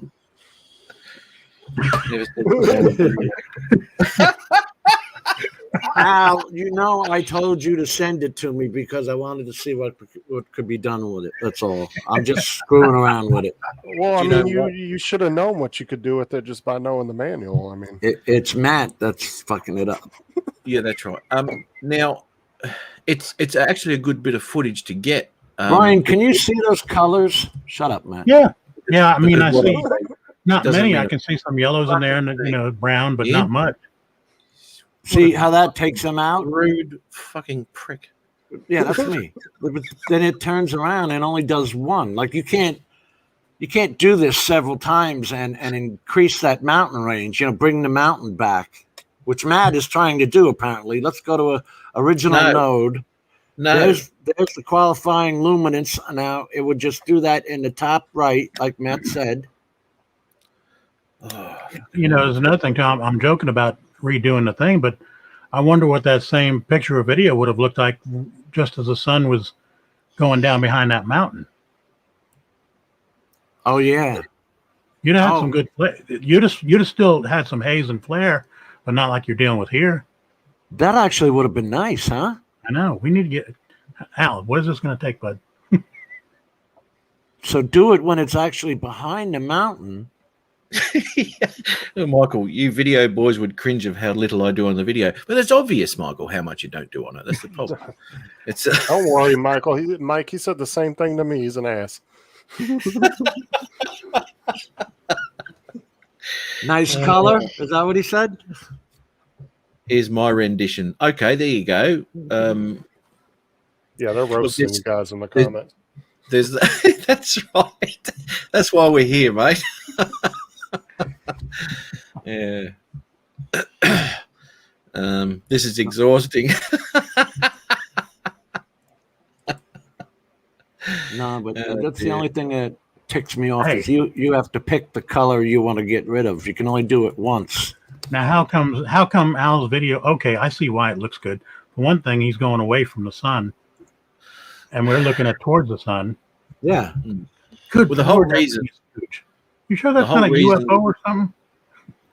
The whole reason this footage is sent, it was a great thing to send because of the difficulties when it comes to what that image actually is and how much work would have to go into that image to actually try and fix some of that shit up. Yeah. As Jim said, blown out image is extremely difficult. All you can really do with it is try and take some of the brights away from it so it's not so in your face.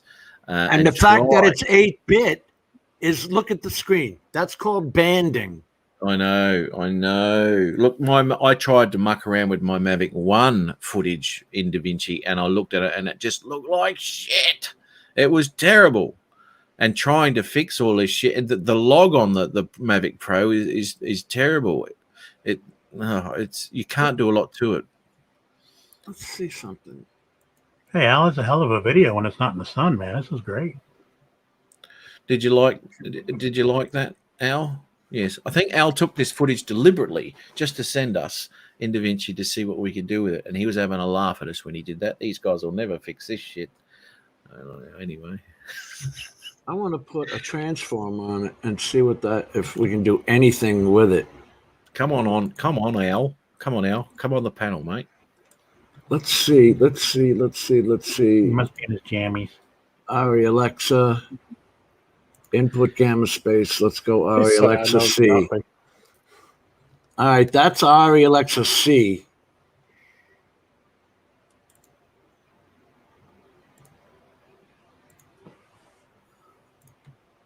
Actually, I'm going to tell you something really quickly, Jim. Yeah. Go to your bottom down there, the bottom bloody cog.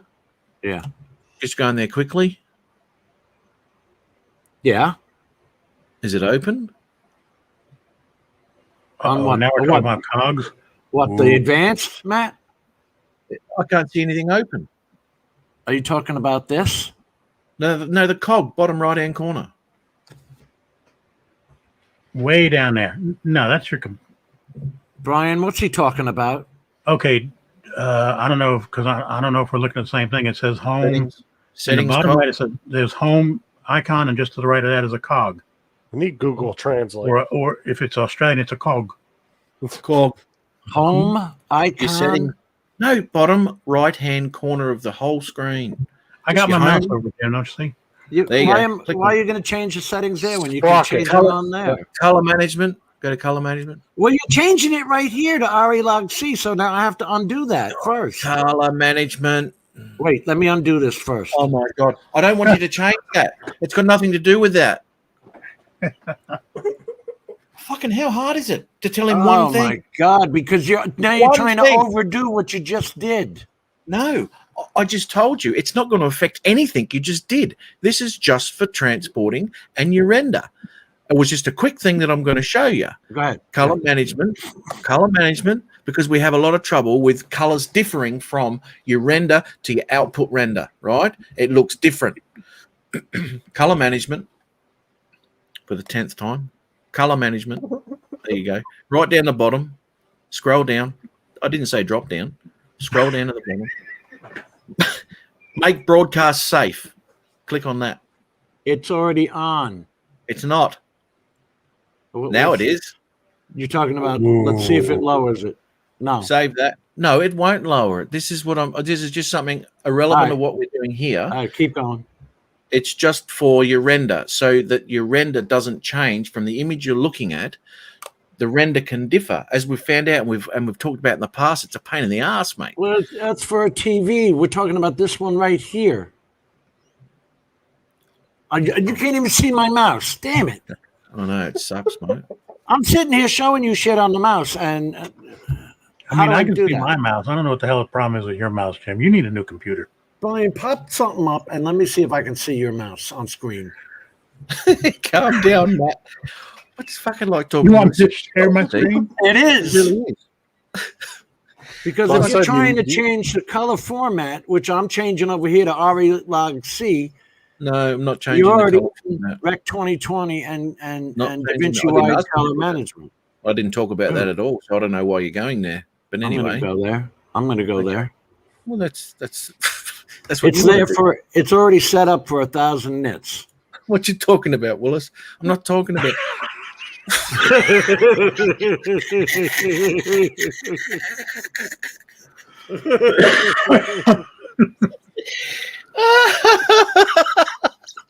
No, Brian, let me see if I can see your mouse, man. You got anything open? You've got at the beginning of the title of this show 5 minutes of Da Vinci, not 5 hours. Because we're not even talking about what I wanted to talk about, but okay. Do we need to get Tim in here? I think he'd be a good translator. That's because we want to learn something, Jim. That's a problem. Yeah. All right, why this?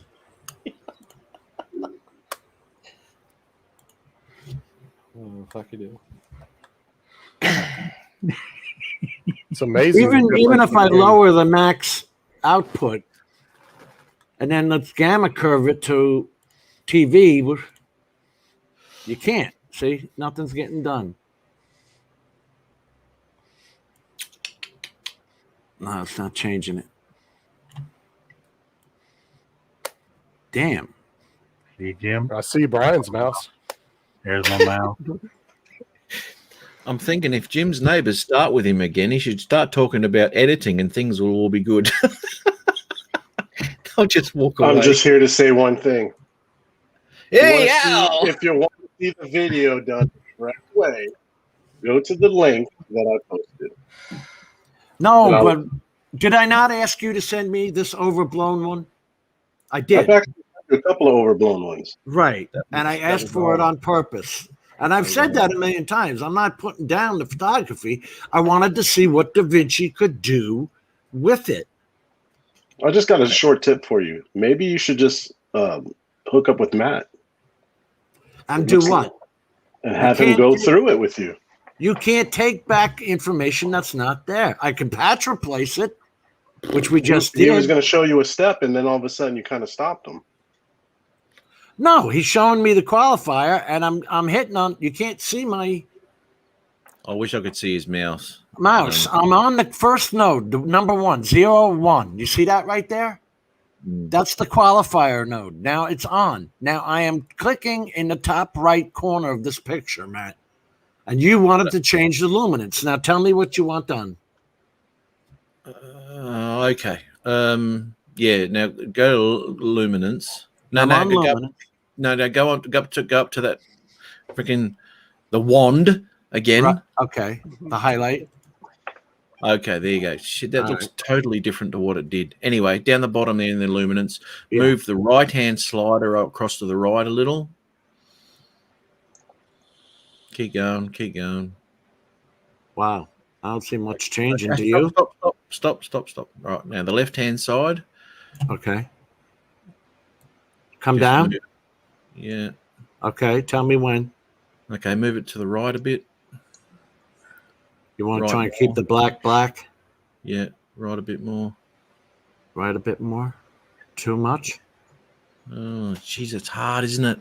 The mountain range you're trying to go for, right? Yeah, because it won't bring. Okay, keep going a little bit more to the right. Okay, Oh, that's down. not Even if you bad. blacken the mountain range, it would help. Lift a bit. Left a bit. Okay. Oh, a little bit to the right. A bit more to the right. It's hard. I'm using the friggin' mouse. Yeah, I know. Don't you have the wheel controller and setup you purchased? Okay, we'll leave it there. Just for interest's sake, we'll leave it right there. Okay. Right? Okay. Now click on that wand again. The highlight.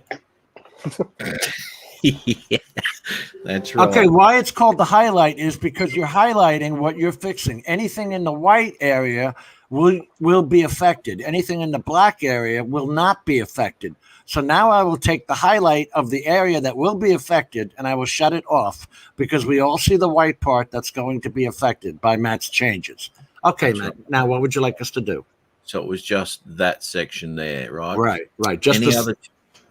Yeah. So any other changes to the you can qualify again to any of those changes with the mountains and the hazy bit and all that sort of shit. You can do that in another node, but you can pull that brightness down by using your highs and lows or your wave. Go to your wave there next to your qualifier. The curves? Yeah, Matt, I learned Sorry, something from you. I didn't know the nodes. Let me interrupt. I'm sorry about that. You're right, sorry. The nodes, I didn't know you had to use different profiles on them, meaning like your exposure. Then the next node would be saturation. Then your next node, you do the little color grading in it. Listen, that helps you, so it's not all done in one node, and then you don't know what screwed up. So you separate it for your knowledge, and you can label each node white balance. Right? Node label. Put a WB there. That one's your white balance. That kind of thing. Matt, where were we, bro? Yeah, so go to your not your waves, go to your curves. Right. Yeah. Okay. Now you just want the luminance? No. Grab the bottom of that curve. Don't touch your right hand side. Go into your curve. Right. Now grab that bottom and pull it to your right a bit. Now pull it left, and you can see the changes. Yeah, I know, but you've gone too far, right? Because so it's 8-bit. Oh yeah, shit. I'm trying, bro. I'm trying. Look how far back I'm going. No, I know. It is hard with 8-bit. I see a kind of purple here. Let me see if we actually see it. Yeah, I'm seeing purple. That could be a magenta, though. I don't know. Shut up with that magenta. I am the magenta man. No, but what he's doing is we're changing the black level here at the bottom. You guys all see this. And he's trying to just bring down that sky, but that method is not working. Yeah. If you move it to the left a bit more, just to your left a bit more, keep going. Take that back to where it was. Now give that a dot point around about where that first. Yep. Now just slide it up a little bit towards that's it, down a bit. That's it. Now bring it down. Keep bringing it down. Yeah, it's doing the same. It's banding again. Shit. And look at the mountains now. Even the mountains are banding. Yeah, no, that's no good. That's no good. You can take a bit of brightness out if you were to leave that curve at flat, and if you went to your highs and lows, or your offset there, bring your offset right the way down. See what that does. First of all, this dot, I'm just clicking on the line and it makes these dots. If you right click, it'll take them off. It'll disappear. Yep. Just so you guys know. Now this it goes from low to high. This top one increases the brightness. The bottom one lowers it. Whoa. Yeah. Yeah. See, like even if you bring it down, because you haven't got the information to work with. You see this? Look at your waveform. You see that white flat line on the top of the waveform? That's called clipped. The information is gone. Yeah. Go to your offset and muck around with that. Bring the offset down for a sec, mate. All right. Now watch the wheels. I'm going to go to the left. Now see how it's breaking again? It's banding. Again. Wow. Well, bring it back to where it's not banding. I should look now. I know which screen to look at now because I'm still seeing the purple. Yeah. Keep going to the right a little bit. Oh my God. A bit more to the right. Yeah, that's terrible, bro. Okay, hold it there. All right. Back in your node, just click it off. Just have a look at it. Not much, but some. It does do a little bit, yeah, but not much. It does lower it. You see it in the waveform, guys, what he's talking about when I come on and off? Yeah. Yep. I tried to pull a bit of that brightness out of it, but it is. But it is right. clipped at that portion because I'm obviously flying in the direction of the sun, and because the reflection off the skylight of the Apple complex, not Google complex. Yeah. Oh, it's Apple. Hey, you know, there's something I keep calling it Google. Sorry. There's something new I was thinking of. You know, when you say it's data loss on something like this. Yes. The data is gone. Data is gone. Okay. So, like with any program, you should be able. I mean, it's not there. It's not on this program. I don't know if there is one that could do something like that. So you insert something else. Right. Yeah, I was just going to say that, Brian. Like something AI to where you're going to substitute what you're seeing in the background. You can do that with this program. What? You can replace the sky here if you wanted to. Yes. What the hell are we wasting our time on this? That's what I'm saying, Matt. Didn't you show that last in your DaVinci? I did watch that just to let you know.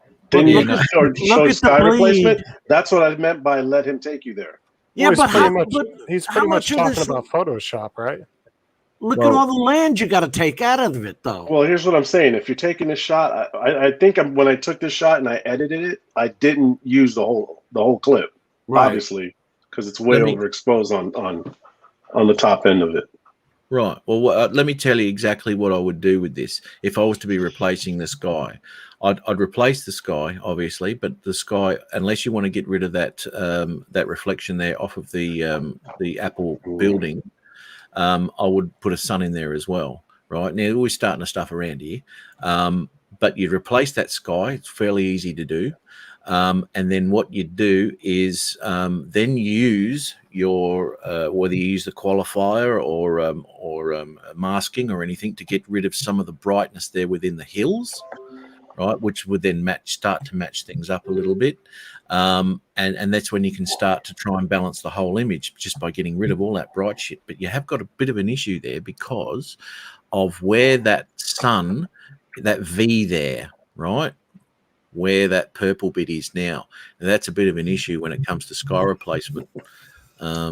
Because you got to track it. The shot moves too. Yeah. So in other words, you got to follow the mountains as it moves. But look at, I just isolated just that area. Well, I'm just offsetting it, but I still can't do anything with it. No, that flat part is still there no matter what you're doing. Yeah. Jim, I always wondered what you did with this footage. It's good to know you're still working on it. This was some months ago. There's a way. There's got to be a way. I can't believe that a professional would just sit there and throw the footage out. You know what I mean? And give up. I understand that a big bright spot, the information is gone. But I like patch replacer. I can almost fix the building. If I had a whole picture of the entire building, I could replace it with the opposite side. Take that bit. Take this clip back to the beginning from where it starts. Okay. I'm curious because it's been a bit since I watched it.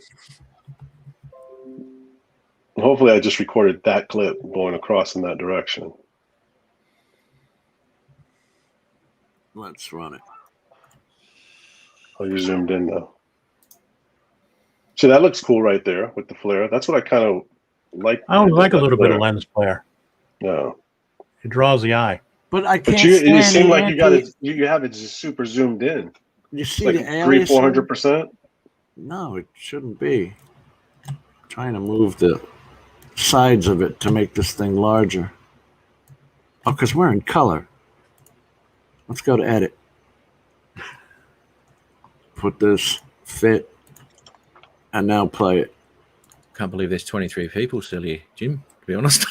Oh, I thought it was just 3. As we fight. Yeah, they're not here for the lesson. They're here. Hey, you because caught guys my are interest. I Now was this watching is and looking. this is the original size, Al. That's right, Justin. Oh, we're going into the other clips, bro. Go back to that one clip. The one Let me clip go to you were this just- one clip, and then let me hit the. Okay, that's the beginning. Okay, so from the start, you got 3/4 of the sky that's a little bit overexposed. Still a great shot. Yeah, I don't think I had the right ND filter. I'm going to be honest with you guys. What did you have Why on there, not mate? just say I probably had screw- an ND. I probably had an ND8 on there. Yeah, it probably Yeah, was. but And I why probably not was like just say five, the aperture was at 5.6, and I probably bumped up the shutter more than what I should have. Yeah. Why not just say screw the sky and cut out that part of the picture? Because then you're left with. Cut the because- mountains down right below the V. But you're gonna. The thing is, that reflection Oh, you goes mean cropping? clear to the building. Yeah, but the whole idea of this whole piece of footage here was to stuff around with it Right. to see what we could do with. Yeah. So with send this the image. video to Matt, and then we'll have a face-off next week, and we'll see who did the Uh-oh. better job on it. Well, we're doing it It's like right a now. battle. This is There not you the go. first time we've tried. We've been doing this for how long, Matt? Playing with this footage? Oh, not that there. I mucked around with the bloody Ship? with the harbour. Yeah, the one with the ship. Okay. Al sent through. One of the biggest problems I'm seeing here is that V, and that's directly from the sun. Right. So you're telling me that there's nowhere in here that you can take a chunk of those mountains and literally just I think Jim was trying it earlier and slide it over to where it covers that. Yeah, You know what I'm saying? I did a replacement. And Al, remember when I didn't sent cover you it. that replacement? And I had it off center a little bit so he could see the actual place that I replaced. But the fact is that this sun reflection goes It straight doesn't match. Yeah, it doesn't match with it. all the way to the building. Yeah, and it won't match up. Now, Matt, what do you think about if you did an actual line around the Apple building as a cutout? Well, you could absolutely. You could pump that whole section. I mean, but you'd have to track it. That's the thing. Yeah. Because of that leading edge, or not the leading edge, the edge on the in the mid ground there is moving towards you. You are moving forward there, aren't you? You're flying forward. Al? I am flying forward. Yes, I am flying forward. I was reading okay, Gary's comment. So you'd have to just track that a little bit. But just as an idea, as a still picture there, just give it just mask it off, and then change the get that well exposed because it's a little under there. Because the colors are okay. There's nothing wrong with that. It's just you need a little bit of the darks. Yeah, just take it straight down to the bottom. I splined it, for Christ's sakes. Yeah. Not wanting to. Why is it splining on me? I'd be curious to see this video get put through the Samsung phone editing on their new phone. It has that like really cool technology that removes stuff and replaces the backgrounds. And see, that's what I'm saying. You know, if you've got no data or bad data, there should be a program that can substitute something in there. And I do that stuff on Luminar on still photos all the time. and they look There's pretty damn probably good. one or two things you can do, right? Crop in the photo or video, or just not use it at all. Right. Right, because you start masking, it's going to take forever. I mean, look at the process that Jim's doing right now. But don't you have to do that for every segment it moves, or just when it's still okay? No, you can have it track it. You can hit this tracking button right here, and then But are play there it. programs out there that are far more advanced than DaVinci? You see, this is tracking it right now, and when it comes off the track, I have to change it. But so far, it's doing it, man. Now It tracked it. Jim, is DaVinci like the premier program, or is there better programs out there that are more advanced? If you do a project in DaVinci in Final Cut Pro, you send it to DaVinci for color editing, and then after it's colored, you send it back to Final Cut Pro people. Some people prefer Final Cut Pro to edit, and then color it in DaVinci. There's not programs that like movie studios would use that are Yeah, better they use than DaVinci. No. Okay, that's what I'm asking. If there's There anything used to be better. one. There used to be one called Avid DS, and they don't use Avid anymore. There's one, a very expensive one called Baselight, which is born out of the UK. But try buying that. You can't. Well, there you go. You can't buy Baselight. Only Hollywood can, I believe. No, that's just going to add another 8,000 page manual to Jim's computer. Don't do that. Right. But put it this way, right? What we're dealing with here is a program which is used in Hollywood, right? Now you're talking about people who have got degrees. They're colorists. They know exactly what to do. They know the ins and outs of this program backwards. And what we're dealing with here are a couple of blokes who fly drones, right? And we're moving along and gradually progressing with what the program can do. I've got about this much of the program of that much to do. You know, there's a lots of ways of doing things, man, and to learn all them and to use them all the time so you don't forget. I've done stuff in Fusion, right, like intros and all sorts of stuff, which I've done, but to do it again, I'd have to learn the whole thing again because I'm not doing it every freaking day. Yeah, you know, I don't think I've ever been cut down so harshly.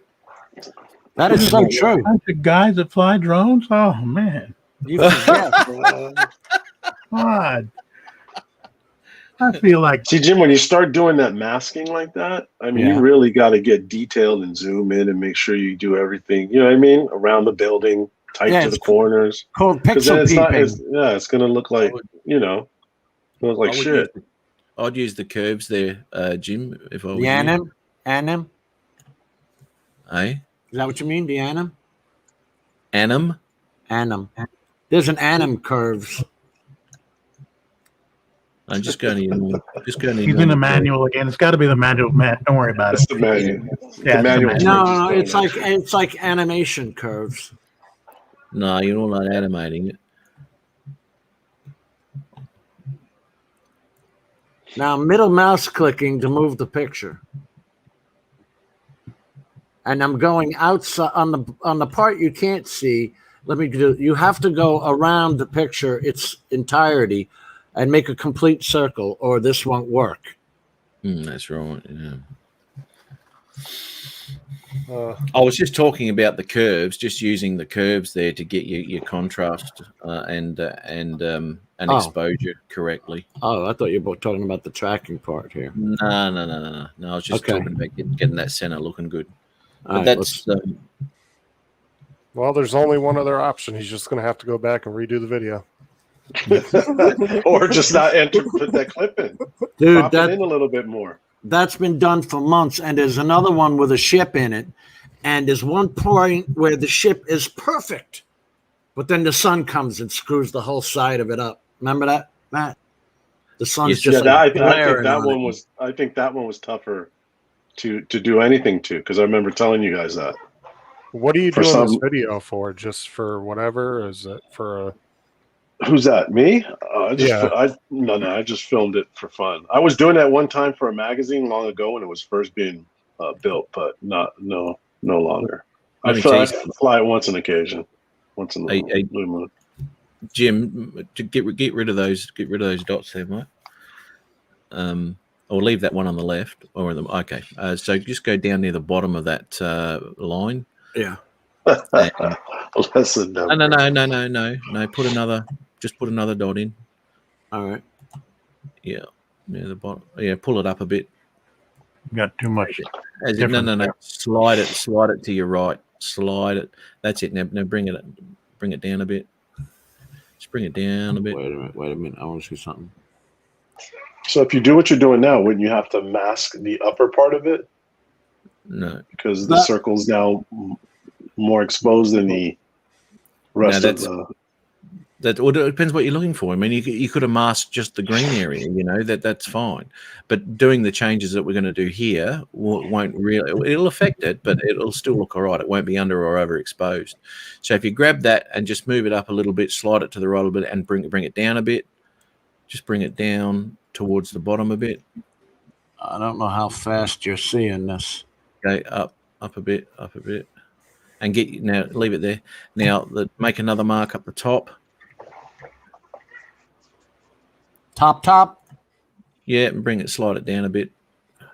Bob, I'm on the fucking panel and I'm just as confused as you are. So what? Why is this? Hold it there.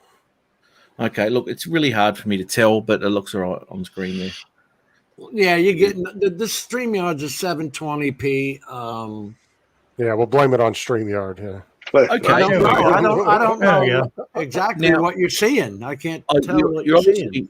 You're obviously working in that node still, right? So just click on that node and take it away and see what it looks like. Just disable it. There you go. Now put it back on again.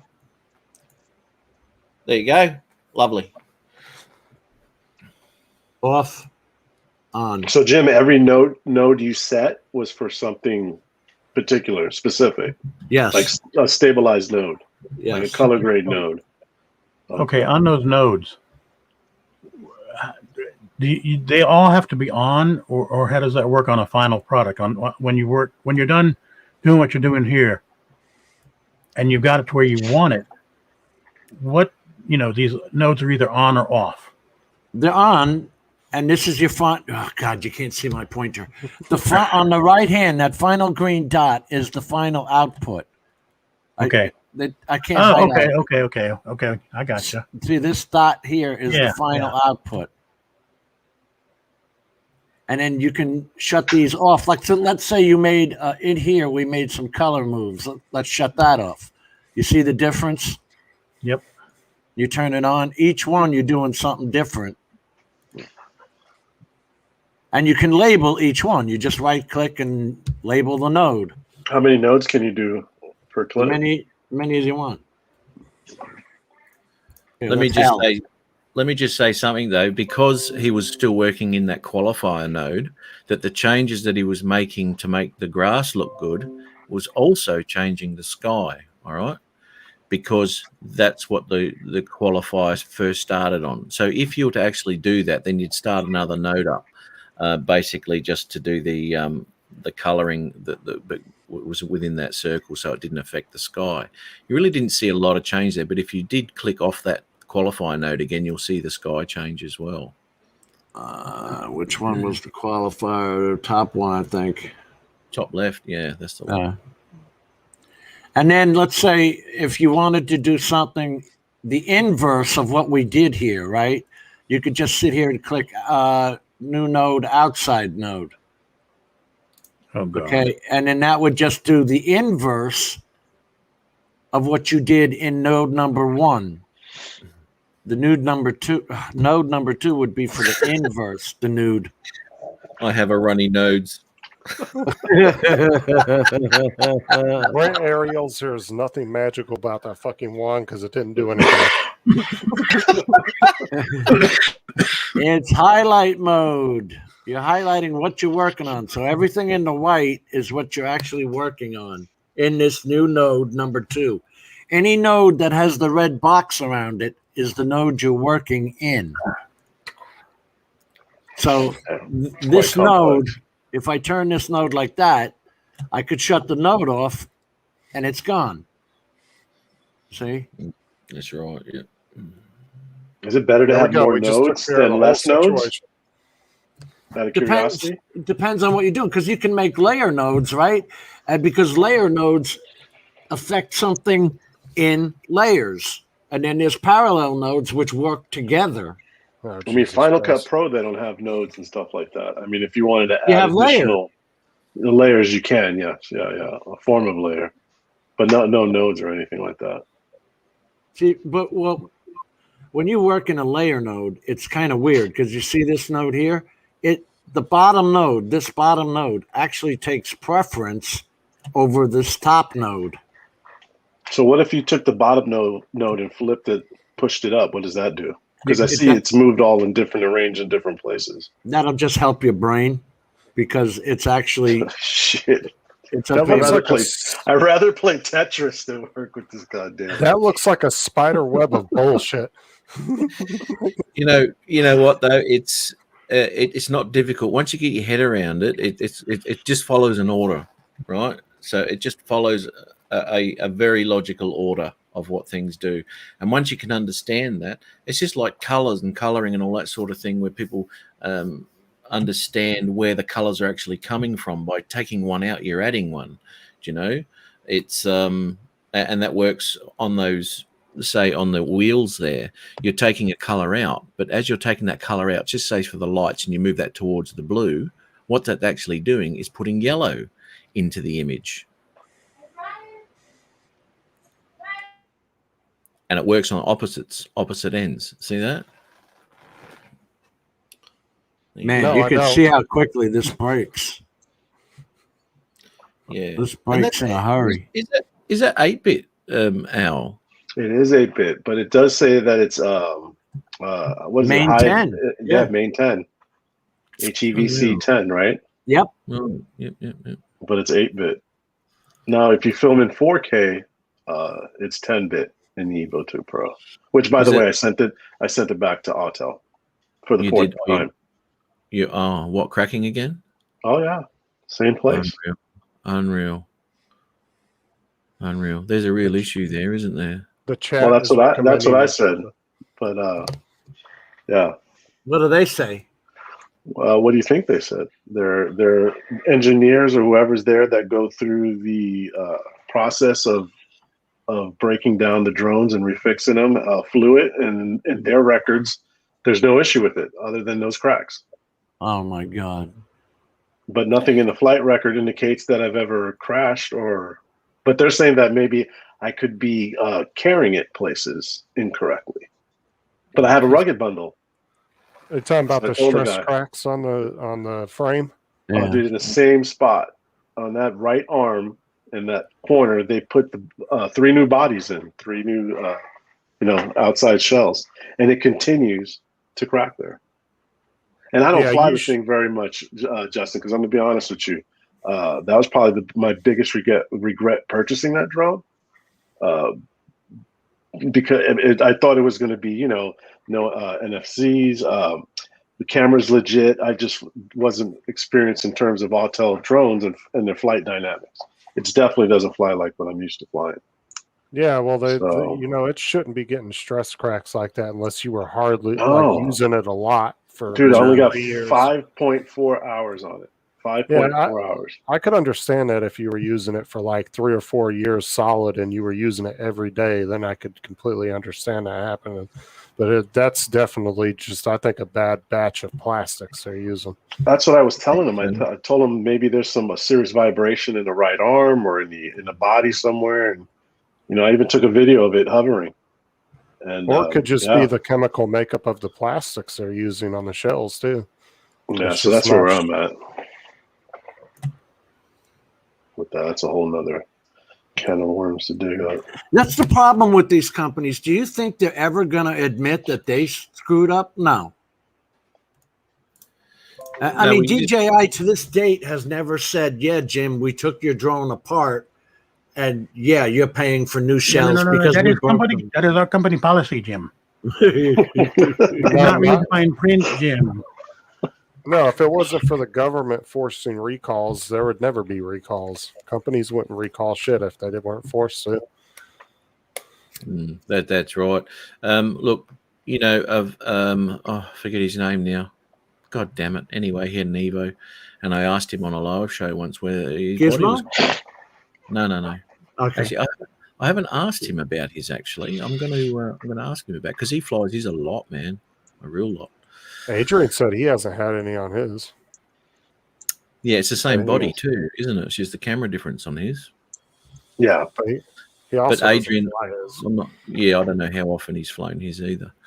I mean, it's bloody close your eyes and pick one at his place. He's which one are you going to fly for the day? Well, granted, yeah, that's what I'm saying. Granted, I would love to have every damn drone that DJI made, but it gets to a point to where I have 3 of them right now, and it's just too much. Like, you don't fly trying them. to keep up with the batteries and trying to keep up with updates. Like, I couldn't imagine having 20 or 30 of them. Like Exactly. AZ Drone Dude, he has got every fucking drone you could ever imagine. And he still has the Skydio 2 sitting in a case unflown. It's not even been opened. Wow. Yeah, see, that's what I wouldn't do, Justin. I don't. I try not to shelve them. If I'm not using them, I'll try to turn around and sell them. It makes no point, no point or use for it to just sit. I'm actually considering. Yeah. I'm actually considering getting rid of my original Mavic Pro. I'll fix the ribbon on it because it has got a little bit of a camera shake on it, and the ribbon will fix that issue. It always does on those cameras. But if it doesn't fix it, I'll just keep it. But it should be all right. But I'm actually thinking of getting rid of that because really, when I look at the footage between that and the 2 Pro, you can only really fly the Mavic Pro to get detail. The massive difference between the detail in the shadows between the Pro and the Pro 2 is incredible. Very, very mushy with the Pro 1. In bright situations, the Pro 1's fantastic. Fantastic camera. There's nothing wrong with it. But yeah, man, not the Pro, not the Pro 1 in Hey Jim, you know who got a job over at Autel, right? The gentleman who sold you your M210. Oh yeah, so that he's in their training department now. That fella that came on. Yep, John McBride. Is he really? Yeah. Yeah. Send your drone back to him, Al. See how you go. Imagine that fight. Oh, that's the guy who I paid. I waited over a year for him to send the flip. I'm not going to talk about it. See you, Bob. See you, Bob and Gary. See you. Yeah, Have Gary, a good both night. guys, take care. All right. Are we over? You guys went a long time. I was listening to you guys. I think I cleaned the house, barbecued, washed the car, detailed it. I did think an oil Jim was change. hitting. You guys are still on. I think Smoked Jim was up a- hitting his 20 hours, so he was going to filibuster it, till next week. I might go live after Jim. What do you reckon? It's a marathon. I'm sure there'll be folks there. That's crazy. Probably, Isn't it midday for you right now, Matt? Yeah, past that now. 20 to 2 in the afternoon. Yeah, you can't go nowhere, right? You're locked. midnight. You're locked down, right? Yeah, here I am. That sucks. Again? Yeah, and I posted something on Facebook last night with a bloke here who reports for Sky News. All sorts of shit about what he was saying about the lockdowns and all that sort of stuff and blah, blah, blah. Anyway, guess what? The link has been disabled. What? Why wouldn't you? Speaking the truth and someone's opinion. You just made the list, Matt. I did. I don't give a shit. Unbelievable. For how long, Matt? A week? 2 weeks? No. The link's been disabled. No. I mean, your lockdown. Like 3 days. 3 days. Okay. It always happens, right? Because the state of emergency here in Queensland was going to end on the 29th of June, right? So everything was going to go back to normal. But they've extended this twice now. And every time it's just about to end, shit's going down. Oh, it's lockdown. And it goes for another couple of months then. Fucking hell. Didn't you say that there was one case? There's four cases. Oh, my God. Are Matt, they you talking better about the stop. variant? The variant? That's The the variant. G, Variant. what is it? D? Variant D? Delta. I don't Delta. know. Delta variant. There you I don't know, but Matt better stop talking about it, or his live feed's going to cut out here in a second. I Jim can't gets believe. swatted. I found somebody who can oversaturate even more than I ever dreamed of. Pro? No, Who? this is from a drone. I got it up on share. Oh, okay. I see it now. Wow. Whoa. Holy shit. Holy. But that's a picture, though. That's an image. It's not video, right? Yeah, it's a picture. Yeah, Holy I shit. went a little crazy on that one. That's Luminar to death. And look at his, Just look a at his little bit. name. Look at his name, and he only got that name because every time someone looked at his picture, that's what they said.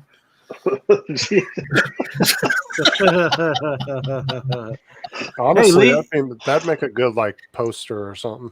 Who remembers Yeah. Lee Trevino, the golfer? Oh, Actually, Trevino's a pretty common name.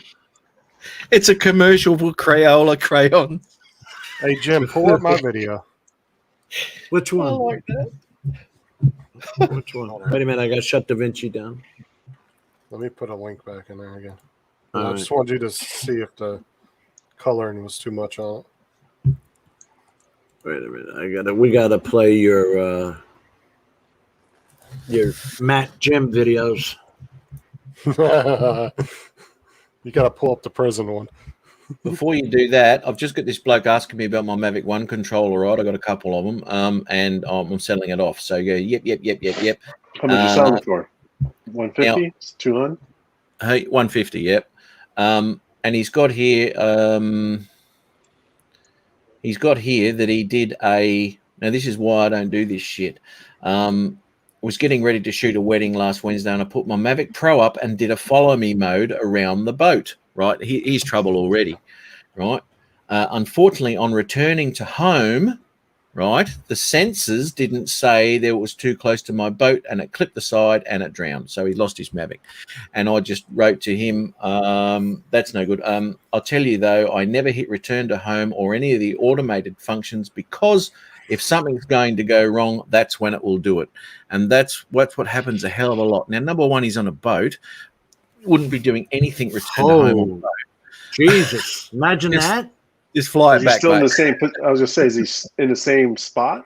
Is it the boat? Is the boat moving around? I don't Right? know. 'Cause if you return to home and you're moving on a boat, The boat's going to drift anyway. Yeah, true that. Yeah.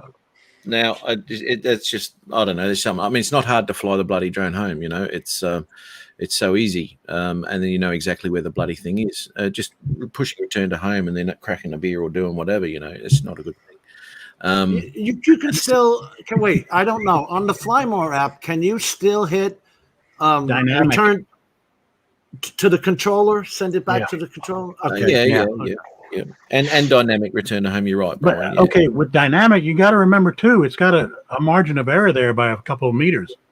It's not like it's going to come right to your controller. You know, it's going to be like 2 or 3 feet away out over the water. Now, what's his name? Ron actually lost. He flew behind a building, and he had because you've got an option there to have your smart return to home, basically. So it's got its sensors on.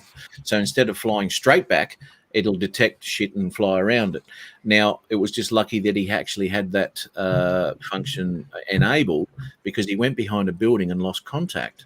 Right now, what's going to happen? It's going to go to return to home, which it did. But he lucky he had that in, because it actually flew around the building to come back home. And if he didn't have that, straight to the building. Isn't there a meter limit to how far that will track? Remember its path. Well, it's not actually remembering its path. All it's doing is looking for obstacles. It's not That's not actually what I'm talking about. There was something in the Phantom 4 Pro. It would actually remember the path it took to go out there. Yes. Right. Yeah. Right. Okay. Yeah. No, the Mavic 2 Pro doesn't do that. No. It just looks for obstacles in front of it on its way home. So that's always a good thing to have. That's for sure. This is good. Oh, fucking hell. Jim and Matt on the live. Is that it? See what those bloated out muscles will give you? All show and no go.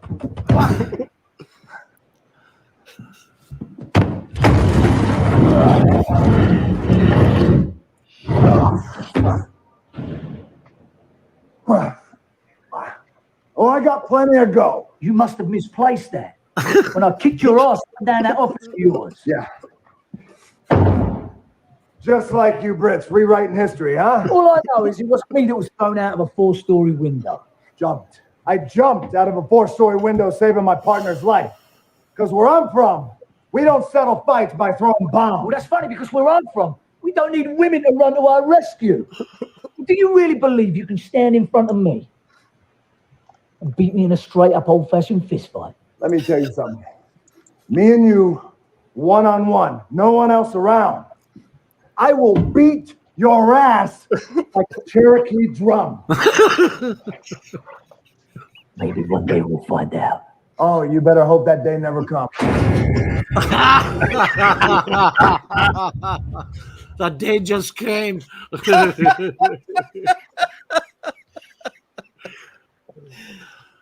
What was the other one? You talking about the Davinci? Yeah, you do have to monitor that, Bill. That's for sure. Dusting out the Mini 2 when DJI released.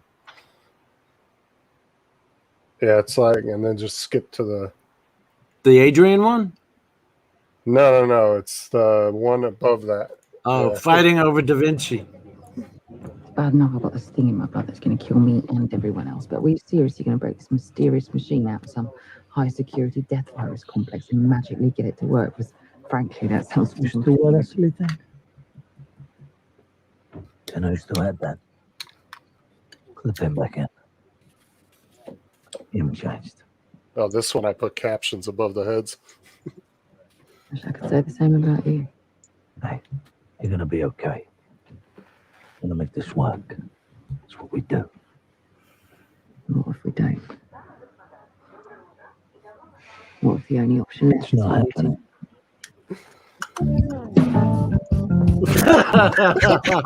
Hello? All right. Oh, yeah. Let's see, where's my seat? F1? F2? F you. Hey. Hey, Daddy. You are an asshole. Quicker than I thought. Yep, because I have a secret weapon. People actually like me. You wouldn't understand that because you don't have any friends.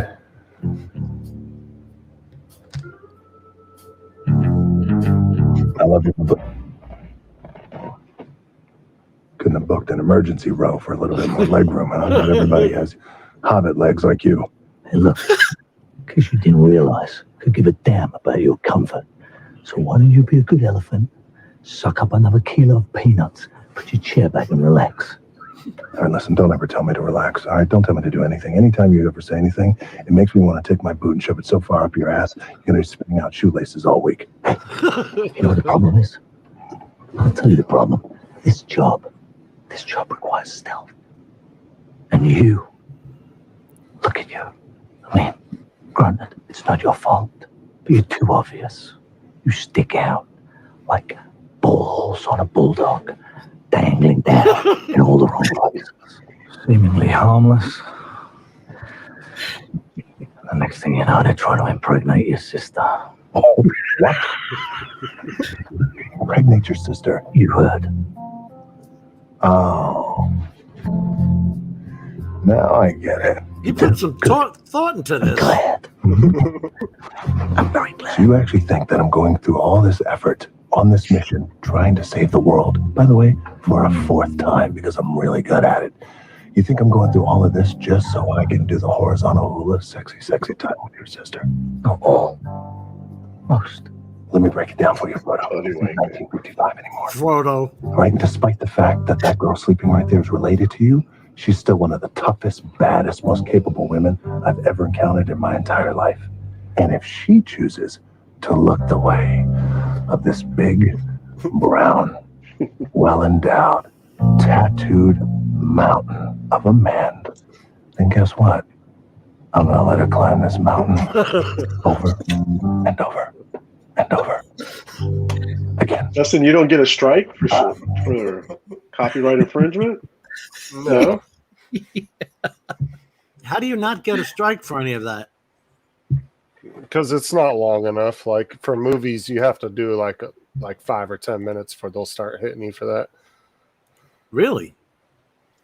Oh, wait a minute. You're doing improvements or something on it? Is that what they call that? Yeah, I'm sure the director would love that. Yeah. Was that Hobbs and Shaw? Yeah, Hobbs and Yeah, Shaw is the Hobbs name and of the movie. Oh, that's funny. Oh, avoiding obstacles. It's coming back and avoiding obstacles. Yeah, that's the one. Yeah. I thought that originally that smart return to home, I thought it had a limit as to how far it would remember. I don't know. But Bill I says did, you still have to remember mine. I did one of the return to homes with the Mini 2 the other day, going backwards. It was pretty cool. Oh, you did it on the controller?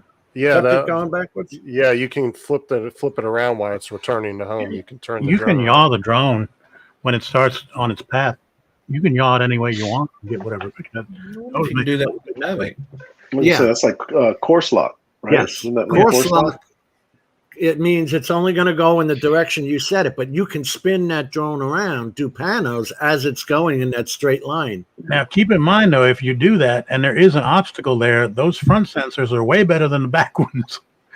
So keep that. Well, the Mini 2 doesn't have but the bottom sensors, but they didn't even incorporate that on the Air 2. You can't even do it on it. They only, for some reason, they only put it on the Mini 2. I guess they were hoping more people would crash them so they could fix them.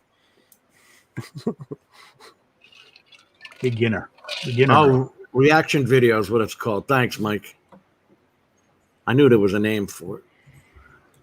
That's right. It's like music too. You know, some music is more heavily guarded, I guess you want to say, by copyrights than other music. Same with movies. Some movies they'll hit you for 30 seconds, and then some you could do 20 minutes and they might not do anything. Bill, we're talking about that smart return to home. There actually is a difference. There's return to home and there's smart return to home. There's a distance. I thought it was 300 meters that it actually remembers the path it took. You know who showed that? Who originally showed that was that guy. Never mind your own. Yeah, but we're talking different drones here, right? So the Mavic 2 Pro doesn't actually have that, right? All it does is a sense for objects, right? And it will fly around them. It doesn't remember how it got there. What he was talking about there was the Phantom series, where it had that option where it followed a GPS path of how it actually got there. Right. As far as I'm aware. Isn't it called Draw? Wasn't it called Draw, Jim? Where you drew the path on the screen? This is totally against that. This is if you lose connection, the drone remembers its GPS path, how it got there. So you obviously got there without crashing. So it's obviously going to go back without crashing. So instead of just climbing to a height or whatever it's done, or returning to home at the current altitude and just fly straight back, it'd follow its path. But as I said, the Phantom, the Phantom, I think, had something like that. I'm not too sure. The Phantom did, yeah. Hey, I want to share something real quick. I only had the Phantom 4, and I still have it, the original Phantom 4. There's a good site out there called mixinglight.com, and they have a bunch of stuff. It's all Davinci Resolve, by the way. And they have a bunch of free stuff, free videos, free articles that pretty much explain. What's this one on? This was a brand, April, creating reusable custom transitions presets in Fusion. You can make your own transitions now and save them as DPR files, Matt? Is that what the... I think he's on the phone. Oh, yeah, DPR files. And put them in Jim, your own Resolve. I got to cut out. All right, bro, time for her bedtime. We're going to cut in a second. I just want to Take care, Justin. I'll see y'all later. Everybody have a good night. let's see. This is Davinci color transfer language. You can actually, if you know Python, which I don't, you can make up your own LUTs and presets and all that. This is the A10. So they got a bunch of free things on there, but let's see if they'll. I'm a member, so obviously, but this is the Free kind for you, of not free for everybody else. Got to pay into it. it's the kind of training you get.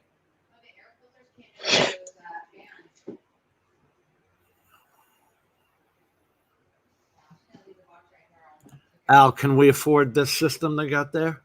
No. No. But he goes into the difference.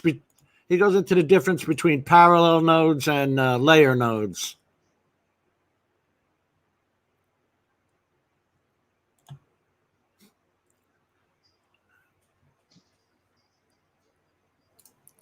What happened? Did Justin get told off again? No, Justin called it a night. Oh, what are we doing here? Davinci. Tuesday. It's showing you how layer mixer works. Yeah. As opposed to parallel mode.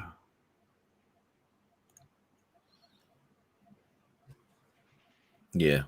Yeah. Yeah.